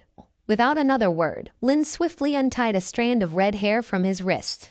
This was one of the rewards he received from the system during the day. Now it was coming in handy. Zip! Upon contact with the bloody, decaying hand, the strand of hair quickly wrapped around and extended beyond the door, and within mere seconds, the sharp laughter outside abruptly ceased. In its place were bouts of suffocating gasps. It sounded as though something had its neck constricted, struggling madly outside. "It seems like it's just a minor ghost, not very strong." Len gritted his teeth. He seized the wildly growing hair strand, swiftly suspending it on the beam, and then pulled forcefully. The tearing of flesh kept emanating from outside. With those tearing sounds, the frequency of the struggling of the hand pinned to the door panel also became increasingly violent. Finally, the hand slowly slumped down. It seemed to have lost all signs of life. However, Lin didn't relax in the slightest. Drawing out the boning knife, he stabbed through the crack of the door over 100 times before he finally relaxed. One of the survival guides in this world. Hearing the system's prompt, Lin finally relaxed. That is to say, the monster just now indeed hadn't died thoroughly. It was only after he stabbed it over 100 times that it finally breathed its last. Lin was about to clean the blood stains on the ground. But just then, Lin froze instantly. But his response was swift, almost immediately pressing against the exterior wall, his gaze fixed sternly on the door from the side. Holding his breath. Origin level. What the hell is going on? Could it be the big one the demon hunter mentioned would appear tonight? And at the next moment, Lin abruptly felt an immense coldness spreading across his skin. Then he immediately saw the hand of the flesh monster that had stretched into the doorframe twitch slightly. Then, as if something forcefully yanked it outward, the decaying hand instantly withdrew. Lin severed the spirit hair strand hanging from the beam with a single slice. Whoosh! The cold, eerie fog began to permeate from the hole in the door panel. Lin held his breath. In the murkiness, he could hear a series of chewing sounds coming from outside. It was as though something was chewing on ribs. Crunch, crunch. That is to say, the origin level monster is now on the street outside, and this level of coldness is also his first encounter. The demon hunter indeed didn't lie to him. Tonight outside is unusually restless. Damn it. Could I really be this unlucky? Did I really encounter it? He saw a beam of light shot in through the gap smashed by the flesh monster. Lin was certain that beam of light was the gaze of that unknown monster. Lin stayed still, like a sculpture pressed against the wall, and at this moment, on the door frame less than a meter away from him, at that hole, a huge eye was peering inside through that small hole. Lin could even hear his own heartbeat. Slurp, slurp. From the outside came the sound of licking the door panel. Lin stared, daring not to move. But for some reason, he found the slurping licking sounds unusually adorable. But at this moment, Lin suddenly saw a tentacle, like a blood-red tongue, slowly probe in through the small hole. No, take back what I just said. This has absolutely nothing to do with adorable. Lin didn't dare to move an inch. Under his gaze, the blood-red tentacle licked every drop of blood on the inner side of the door panel. Then, as if not having enough, the tentacle slowly crept towards Lin's direction. Slurp, slurp. Like a tongue, the tentacle left trace after trace of licking on Lin's face. Lin was dumbfounded, standing there, his whole body rigid. His sanity was plummeting. If it were him from 2 years ago, or any other human, they probably would have screamed and run away by now under these circumstances. But after all, Lin is no ordinary person. He knows very well that, under the current circumstances, as soon as he dares to run, or shows a bit of panic and fear, he would immediately be eaten by the monster outside the door. But at this moment, a voice like a baby's suddenly came from outside the door. "Doctor, found you." Lin's heart thumped, and in the next moment, the voice came again. "Open up, toothache." Lin, something's not right. Something's not right. Could it be that this monster outside the door is not here to eat him, but to seek medical attention? Lin tried hard to calm himself down and said with wide eyes, "But our little shop doesn't accept customers at night. It's the rule of the shop. No customers, eat you." Lin swiftly took out his keys, unlocked them, and opened the door in one go. "Bloodsaw Potion Shop sincerely at your service." Lin bowed deeply at 90 degrees. "Our shop adheres to the excellent tradition of curing diseases with medicine and surgery. How may I assist you?" Whoosh! A surge of cold air instantly flooded in from the outside. After seeing the full appearance of the monster outside the door, Lin's heart raced, and his sanity value plummeted even more. What the hell is this monster? To be precise, it was a human head. A baby's head as tall as 2 stories. No torso, from where the neck should be. Numerous red tentacles spread out densely, like snakes. Those huge eyes, like searchlights, were shooting out 2 bleak white lights. And in front of Lin's eyes, its panel appeared instantly. That huge baby head slowly opened its mouth, and instantly, a wave of foul smell almost made Lin pass out. "Toothache, doctor." An incredible huge, bizarre baby's head, but the voice from its mouth was delicate like a child's, and those sharp teeth dripping with blood were eerie enough to make one lose all their sanities on the spot. "If can't cure, we'll eat." Hey, this voice is surprisingly somewhat cute. "Don't worry, it can definitely be cured. A toothache is just a small problem." "May I ask which tooth is aching?" Lin inquired, his eyes wide. "Molar." The voice of the baby's head came. Lin looked into that gigantic mouth, but because it was too far inside and dimly lit, he couldn't see clearly at all. Lin gritted his teeth and made a bold decision. Please open your mouth wide. I will diagnose you right now. The baby head's mouth opened a bit wider. Lin took a deep breath to calm his mind. At this point, it really was like trying to save a dead horse as if it were alive. Just be normal, be normal. Just treat it like an ordinary child. You can do it. Lin carefully climbed onto the mouth of the baby's head, jumped onto its tongue, braved the foul smell, and advanced toward the direction of the molar. The further inside he went, the more pungent the smell became. There's no light, I can't see, Lin shouted. A horrifying scene occurred. A tentacle slowly stretched above the baby's head, and Lin immediately saw the tentacle wrapping around one of the baby head's eyeballs, entering the gigantic mouth. Instantly, the pallid gaze illuminated the entire oral cavity. Lin was drenched in sweat. Now it's clear. He didn't dare to delay, turned his head, and his gaze went in the direction of its molar. Vaguely, he could see various food residues stained all over the surrounding teeth, including severed hands, shattered skulls, viscera, and rotten flesh. It was undoubtedly a strikingly horrifying and terrifying scene. Obviously, this monster has a very diverse diet. Lin, suppressing his profound shock, started to search carefully, and just the next moment, Lin's gaze instantly fell on a spear embedded in the molar. A thought crossed Lin's mind. It seemed that the reason causing this monster's toothache had been found, but he never expected this is actually a weapon from a non-dark world, with the same function as the demon hunter's handgun. And it also has a holy attribute. Could it be causing severe pain to this monster due to this spear? Lin's expression was one of uncertainty. He cautiously approached to inspect it and then immediately saw that, at the front of the spear, there was actually a sticky severed hand attached to it. Obviously, the user of this spear was eaten by this monster. The other parts of the body have been digested, but the weapon in the hand was stuck hard between this monster's teeth. Guest, I found the reason for the toothache, Lin shouted. That delicate and horrifying voice came. Pull it out, if can't, eat. Lin steadied his mind. Then his gaze instantly fell on the large number of severed limbs around that molar. Lin's heart raced incessantly. Clearly, he wasn't the first doctor this monster had sought out. Judging by the circumstances, this patient definitely had a considerable temper. When it said it would devour him, it surely would.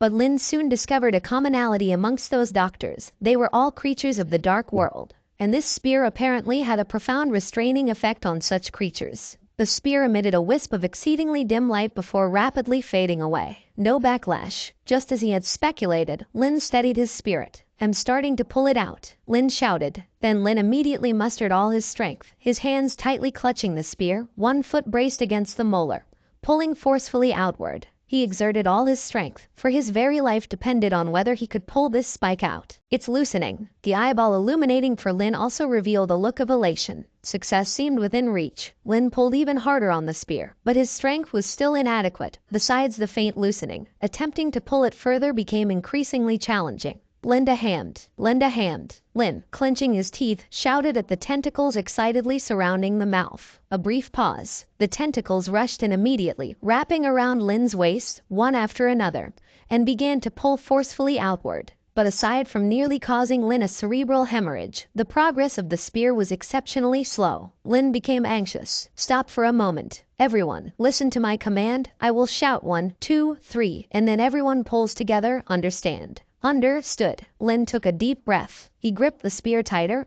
his expression becoming grave. 1, 2, 3, pull, Lin roared. In an instant, Lin and those tentacles pulled together forcefully. With tremendous inertia, the spear, under the combined force of Lin and numerous tentacles, was suddenly flung out of the mouth, falling heavily to the ground. We did it. Lin stared blankly at the spear. Does this mean he would finally not die? But it still hurts. The colossal head with the gaping mouth lowered an eyeball, its gaze enveloping Lin as if under a spotlight. Lin peered inside, his eyes falling on the large hole left in the tooth from where the spear had been pulled. And at that moment, blood was spurting from the hole like a gushing fountain. Wait a moment. Without another word, Lin flashed a slight smile, dashed back to the shop, rummaged through, and pulled out a large amount of anesthesia and hemostatic agents. Now that the foreign object was removed, what followed was much simpler. If one could overlook this monster's horrifying appearance, it actually wasn't much different from his other clients. Lin rushed back. Bleeding is a normal reaction, but to fully recover, further treatment is needed. Keep your mouth open, don't move. Having found the cause and extracted the pain-inducing culprit, the subsequent steps were much simpler. The hole, albeit only fist-size, had evidently reached deep into the tooth roots. He hadn't observed closely before, but now it was clear that the tooth's interior had been invaded by holy power, even emanating a faint glow. Clearly, it was the dispersed holy power that was incessantly inflicting pain on this monster. But the bleeding was too severe. Administering hemostatic and pain-relieving medicine into the tooth roots was exceedingly strenuous. Lin pondered. His gaze instantly fell on the eyeball that had followed him to assess the situation, and the crimson tentacle beside it. Smooth and adorable in appearance. Smack. Lin immediately pinched that tentacle. Gasped, "Do you still need this tentacle? I need to use it to alleviate your pain." Lin shouted. Lin chopped off that adorable tentacle with a single stroke. In an instant, countless tentacles observing from outside the mouth surged forward, ready to assault Lin. However, they quickly halted. Lin was seen holding the severed tentacle firmly within a wooden basin, his expression stern. He poured vial after vial of potion into the basin and, extracting a syringe, squeakily injected the concoction into the tentacle. The other tentacles stayed frozen in their place, their eyeballs peering curiously. Minutes passed. "Light," Lin shouted as he abruptly seized the potion-filled tentacle. Lin had indeed entered his zone. The tentacle holding the eyeball visibly shuddered, hastily focusing its beam of light upon the bleeding molar. Lin leaped forward, aiming the potion-filled tentacle at the cavity with a grave expression. Then he thrust forcefully. A scream of pain erupted from the monster baby's head. It had pierced in one go. However, it was clear the tentacle in hand was somewhat too large, and the hole too narrow. To thrust deeply, the assistance of a robust tool was indispensable. The next moment, with a plurt sound, Lin inserted the rod upon the tentacle pressed against the hole. Smack. Smack. For a moment, sparks flew, thunder roared, and lightning flashed. The tentacles and the eyeball inside the mouth, all spectating, were petrified, retracting to a corner. Pain, pain, pain. The monster baby head's head began to thrash wildly. Clearly, these relentless strikes, one after another, were causing it considerable, tearing pain. "This is normal. Bear with it. It will stop hurting once we reach the deepest part. Trust my professional standard." After continuously striking hundreds of times, the tentacle, filled with potions by Lin, was finally smashed and hammered into the tooth cavity by him. The potion has started working, but this is just the beginning. To have healthy teeth, further processing is needed. The eyeball was vigorously nodding, expressing trust. Clearly, after Lin's excellent efforts just now, this monster had begun to trust him somewhat. Lin was keeping track of time. About 5 minutes had passed. "It's time. We can start working." Lin raised his head, his expression serious, and from the side picked up his master's drill, pulling forcefully. Zing! Sparks scattered in all directions. "Goggles!" The surrounding tentacles quickly passed goggles to Lin. "Light!" The tentacles immediately held up the eyeball, focusing on the spot where Lin was working. Lin spat on his hands, gripped tightly, and started his breathtaking task on the molar with the drill. "The inside of this tooth has been corrupted by holy power. This is also the main reason causing your toothache. If the holy substance inside isn't completely removed, once the effect of the medicine wears off, the pain will still be unbearable. So, a preliminary cleaning of your tooth is needed, and then I'll fill it with a strong and sturdy good tooth." The eyeball gazed curiously, casting its light for Lin in stunned fascination. Zing, zing, zing. Lin, with his drill in hand, meticulously ground away all the luminous substance inside the teeth. "Fetch a bucket," Lin commanded loudly. The tentacle shot rapidly into the shop, winding around a wooden bucket before passing it over. Lin's expression was solemn as he swiftly deposited all the ground tooth powder into the bucket. "Fetch water," Lin commanded again. The tentacle swiftly returned, entwined around a large water tank. Lin cleaned all the powder around the tooth thoroughly. Then his expression grew even more serious. "What else needed?" Perceiving Lin's puzzlement, a delicate yet horrifying voice emerged. Lin solemnly said, "I need filling material, but I don't have enough supplies here. Otherwise, I could have given you a shining steel tooth." "Steel?" Lin pondered. "Yes, but to get the supplies, it has to be at least tomorrow." "I have steel." Lin was taken aback, and before he could comprehend, he immediately felt the ground tremble beneath his feet, and then he saw the buildings outside retreating rapidly. Apparently, this massive head was moving swiftly. In the next moment, they stopped outside the doors of a huge metallic building. Before Lin could react, its tongue shot out like a blade. The entire building was split in two instantaneously. He had seen such a monster once before when a similar puppet had invaded their little shop causing destruction. His master, wielding a chainsaw, battled with this monster for several hours before driving it away. Why had it brought him here? Boom! A loud noise echoed. A puppet inside the metal house, unable to react, was immediately flattened into a steel pancake by the baby head's tongue. Lin was dumbfounded. This was too outrageous. Enough, the infant-like voice asked. Boom, another steel puppet was directly flattened. Enough. Actually, one is already enough. Melting, forging, molding. Under the strenuous hammering of the massive infantile head's robust tongue, it only took a few hours for Lin to forcibly cast an iron tooth, meticulously conforming to the shape of the gap in the tooth. Then, using a powerful adhesive, he precisely welded the steel tooth to the molar. After a series of grinding and polishing, a brand new tooth, under a series of operations by Lin, became completely renewed. Perfect. Lin wiped the sweat from his forehead, revealing a satisfied smile, feeling a sublime elevation of character. Doctor, impressive. The immense baby head issued a delicate voice. Those two colossal eyes focused on Lin. I won't eat you anymore.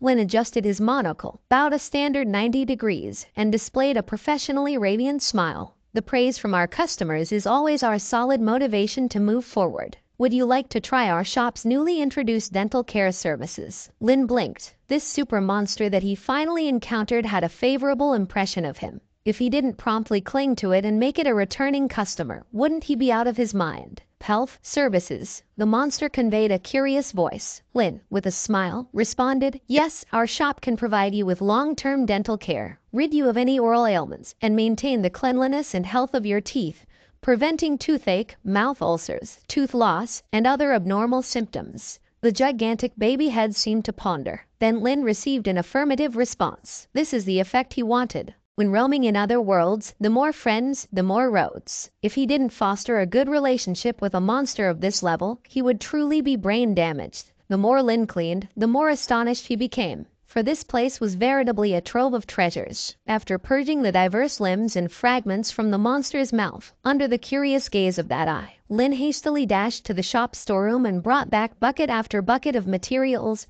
quickly mixing them in the center of the hall. It's the slime of a dark slime, capable of producing abundant foam, combined with soap nuts that have antibacterial and refreshing properties. Additionally, a special potion made by my master is added for wound cleaning and whitening.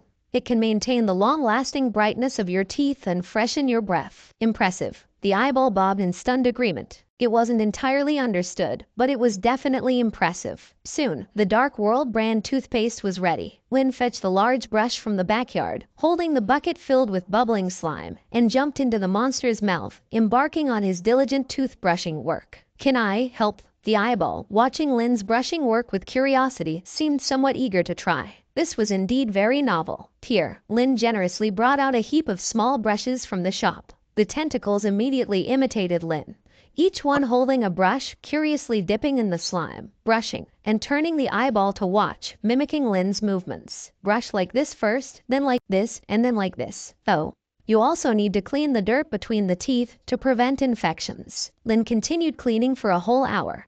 Hearing the system prompt, Lin, sweating profusely, put down his brush and sat on the steps, his face revealing a satisfied smile after labor. Doesn't it feel completely renewed compared to before? The shining and white teeth reflected a dazzling luster.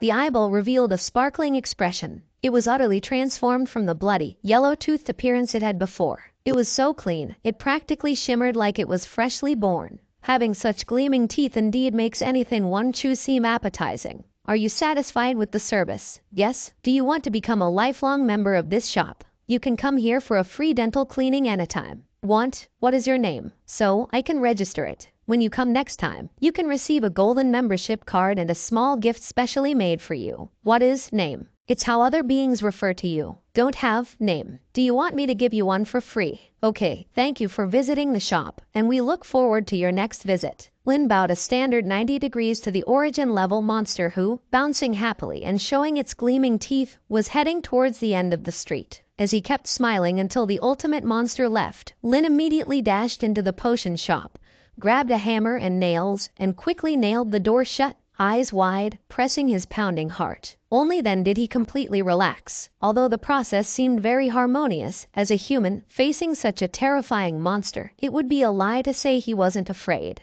Thankfully, I have a strong mentality, otherwise, I couldn't possibly have survived tonight. Lin let out a sigh and wiped the sweat from his forehead. But it was all right. He had won the favor of the origin-level monster through his remarkable eloquence, and medical expertise. Lin was very clear, in this dark world, origin-level monsters were akin to the max-level bosses in online games. Any one of them wasn't something ordinary monsters could contend with. And I have a feeling it's not just one. Lin widened his eyes, trying to calm his heartbeat. It was clear the demon hunter must have come following these origin-level monsters, but he never appeared in Wandering Soul Lane, which meant there were definitely other high-risk powerful monsters in the surrounding areas here. Fortunately, this time, he encountered a kind origin monster that could communicate. Otherwise, being squashed like those steel puppets would have been his fate. Indeed, sometimes being skilled can serve as a means to save one's life, Lin murmured. After all, technicians are always the most popular wherever they are placed. After a day of trials, his overall level had indeed advanced to level 5. His fundamental skills in various aspects had also received substantial enhancement. Lin exhaled deeply. He decisively allocated all 8 assignable points to his physique. His physique surged instantly to 28. The exhaustion from a night's labor swiftly dissipated with the allocation to his physique. After allocating the points, Lin promptly opened the reward the system had just bestowed upon him. Lin's eyes lit up instantly. Curse removal. Although it wasn't permanent, Lin immediately thought of one of its uses. It was the revolver he got from the demon hunter. If he could erase the curse on that gun, then he would truly possess a legendary defensive weapon. Curse removal. Lin extended his hand and shouted. Instantly, strands of dark and viscous aura slowly seeped out from the silvery revolver, each accompanied by a series of piercing wails. The next moment, under Lin's watchful eyes, the viscous aura was rapidly pulled away and suppressed. With the system's notification, Lin's mouth curved into a smile. He gripped the revolver. Although it would only last 24 hours, this gun could play a significant role at critical moments. Lin turned around and aimed at a bottle on the corner of the table. He pulled the trigger. Then, a silver bullet instantly blasted out. It successfully hit the wall. Then, Lin fired several more shots in succession, but not a single one hit the bottle. System, is the ability you gave me a fake? I have wiped away the curse. Why is the hit rate still so low? Lin decisively ignored the system's explanation. However, he quickly fell into contemplation. It seemed that if he really wanted to use this gun in actual combat, he still needed a long period of firearm practice. After all, becoming a sharpshooter isn't achieved overnight. Realizing this, Lin's spirit was lifted. He placed the empty bottle on the windowsill, standing 10 meters away. Aim, fire, Ben, miss, Ben, miss. Upon the windowsill, a bullet hole as thick as a finger had suddenly appeared in the wooden plank. From the distant streets, a series of eerie, long howls immediately resonated. Who is it? Who's that ambushed me? Lin rapidly rushed to the window, tore off the plank, replaced it with a new one, and swiftly nailed it down. Thud, thud, thud. Then, like a wisp of smoke, he hurried back to his loft, dove into his quilt, and enveloped his head, falling into a deep sleep. It was as smooth as drifting clouds and flowing water, all done in one breath. Lin suddenly opened his eyes from the moldy pallet. The massive cobwebs on the roof beams were still constantly reminding him this was not a dream. He was still in this dark world. It had already been 2 years and 1 day he had spent here. One by one, viscous tentacles caressed his face and neck, and inside the quilt, there was the bubbling sound of some foaming bubbles. His body was covered in various forms of viscous fluids. He grabbed the silver revolver from beside the bed, reached into the quilt, and aimed downwards. Bang, bang, bang, 3 shots. Miss, miss. Lin threw off the quilt. In an instant, one after another, the octopus-like dark tentacles suddenly burst out from inside his quilt, wriggling and scattering all over. And at this very moment, the monster, with a good-looking baby face, was lying on his stomach, its face blank. The countless tentacles were the twisted things crazily growing from its body. So, it has collapsed again. Lin stared. No wonder he kept feeling something and wanted to find a place to burrow into his body all the second half of the night. He freaking slept with an octopus monster for a whole night. It had been less than a day, and it had astonishingly soared to level 10. And the corruption was severe. Apart from the face he had molded yesterday, every other part of the body had been completely filled with wildly growing tentacles. In that case, I shall continue to adjust you properly today. Lin cracked his wrists, his face stern. Lin reached out his hand. He lifted the ghost baby by the back of its neck. Each tentacle dangled listlessly. Due to the immense fear accumulated towards Lin from the previous day, it had no desire to resist him at all in his presence. It was like being so terrified of someone that you would become very obedient.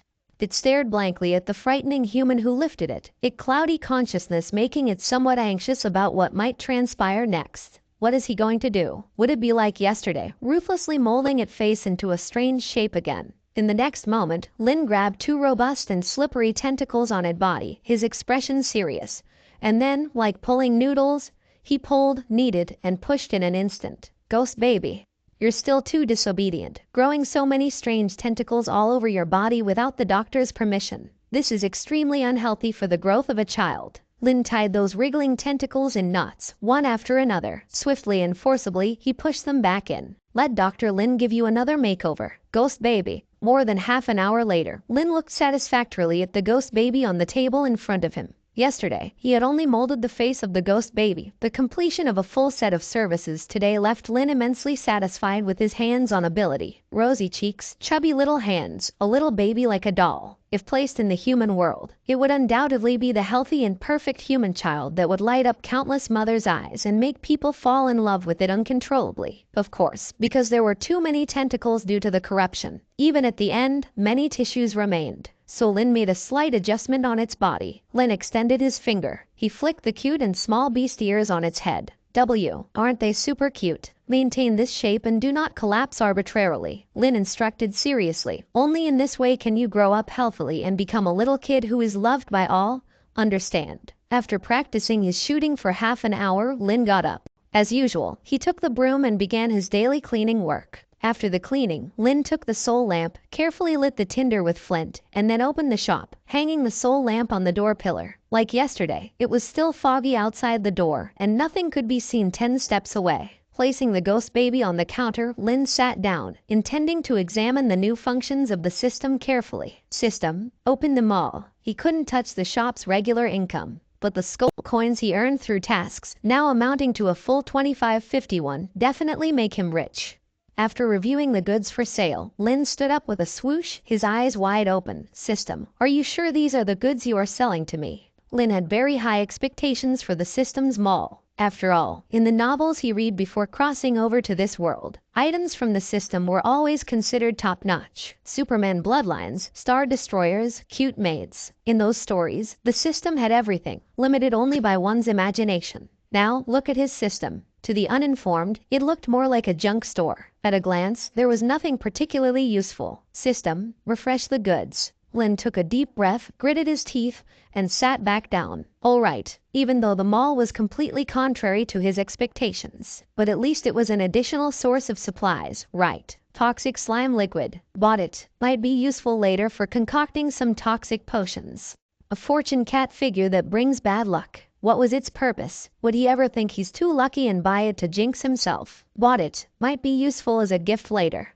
Baby diapers. Lin's gaze instinctively shifted to the mascot ghost baby he had placed on the counter. Considering its rapid growth and the fact that he had molded it into a humanoid shape, it would be inappropriate to leave it there. Bought it. This could be handy. Soon after, his attention was captured by the 4th item on the list. This recipe is the only decent item among those sold by the system. Moreover, it also sells a very hard-to-get material in combination. This item is definitely worth more than its price. Without hesitation, Lin bagged these 2 items, along with the critical hit potion rewarded by the system yesterday.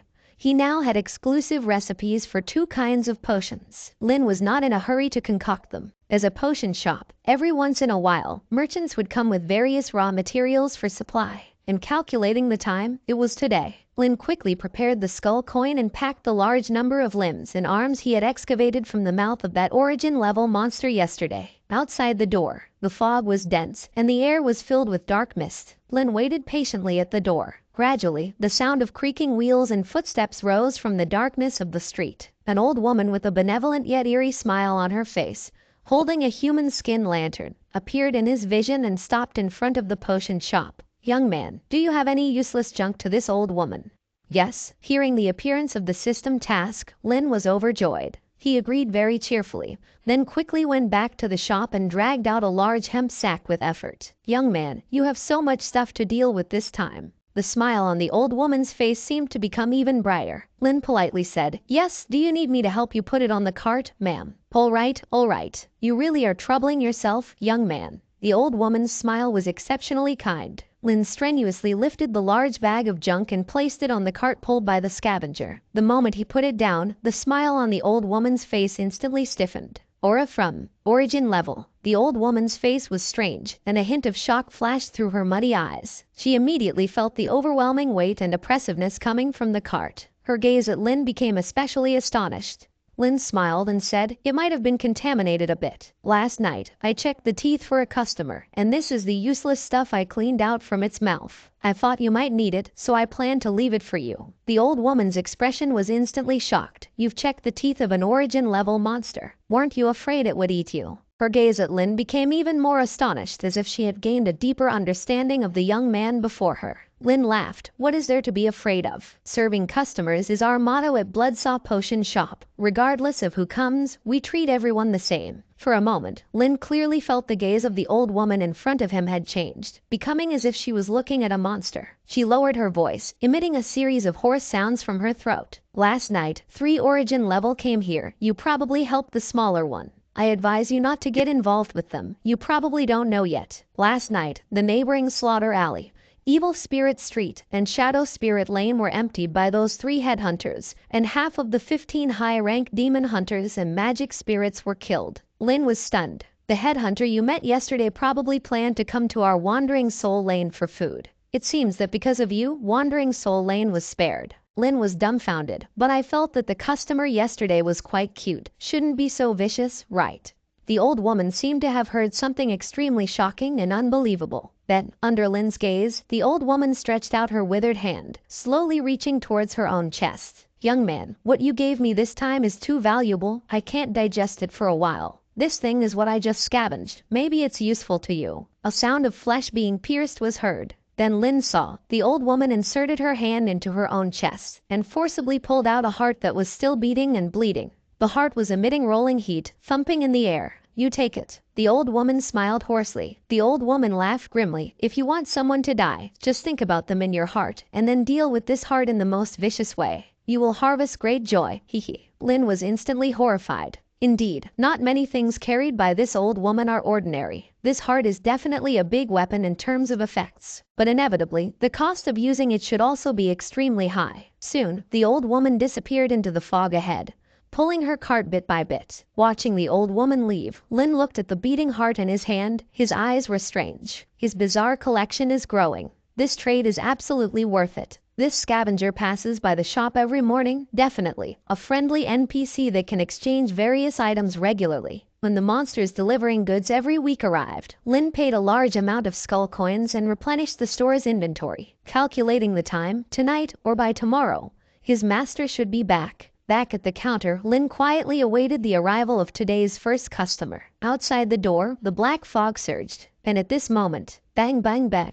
3 knocks on the door were heard. Lin immediately raised his head, with a professional smile on his face. "Welcome." The soul fire hanging on the doorpost flickered violently. Lin's pupils contracted, because such violent flickering of the soul fire indicates that the visitor's level is definitely not low. Outside the door, a woman in a red evening gown was standing smilingly at the threshold, wavy curls spilling down her back. A charming woman who seemed to drain you with just one glance. "Boss, wish you a prosperous business." The woman was holding a covered plate in her hand, and faint whiffs of a meaty aroma could be smelled from it. Lin heightened his vigilance, though his face remained calm, saying, "Hello, is there anything discomforting you, dear guests, that requires treatment?" The blood-clad evil spirit had a particularly radiant smile. "I am not feeling discomfort. As I just moved to this street this morning, I plan to visit my neighbors. You should surely not mind my visit." She delicately licked her crimson lips. Lin was acutely aware that, in this dark world, monsters that seemed normal were the most dangerous, and the woman before him emitted a conspicuously ominous aura. "Welcome, certainly welcome."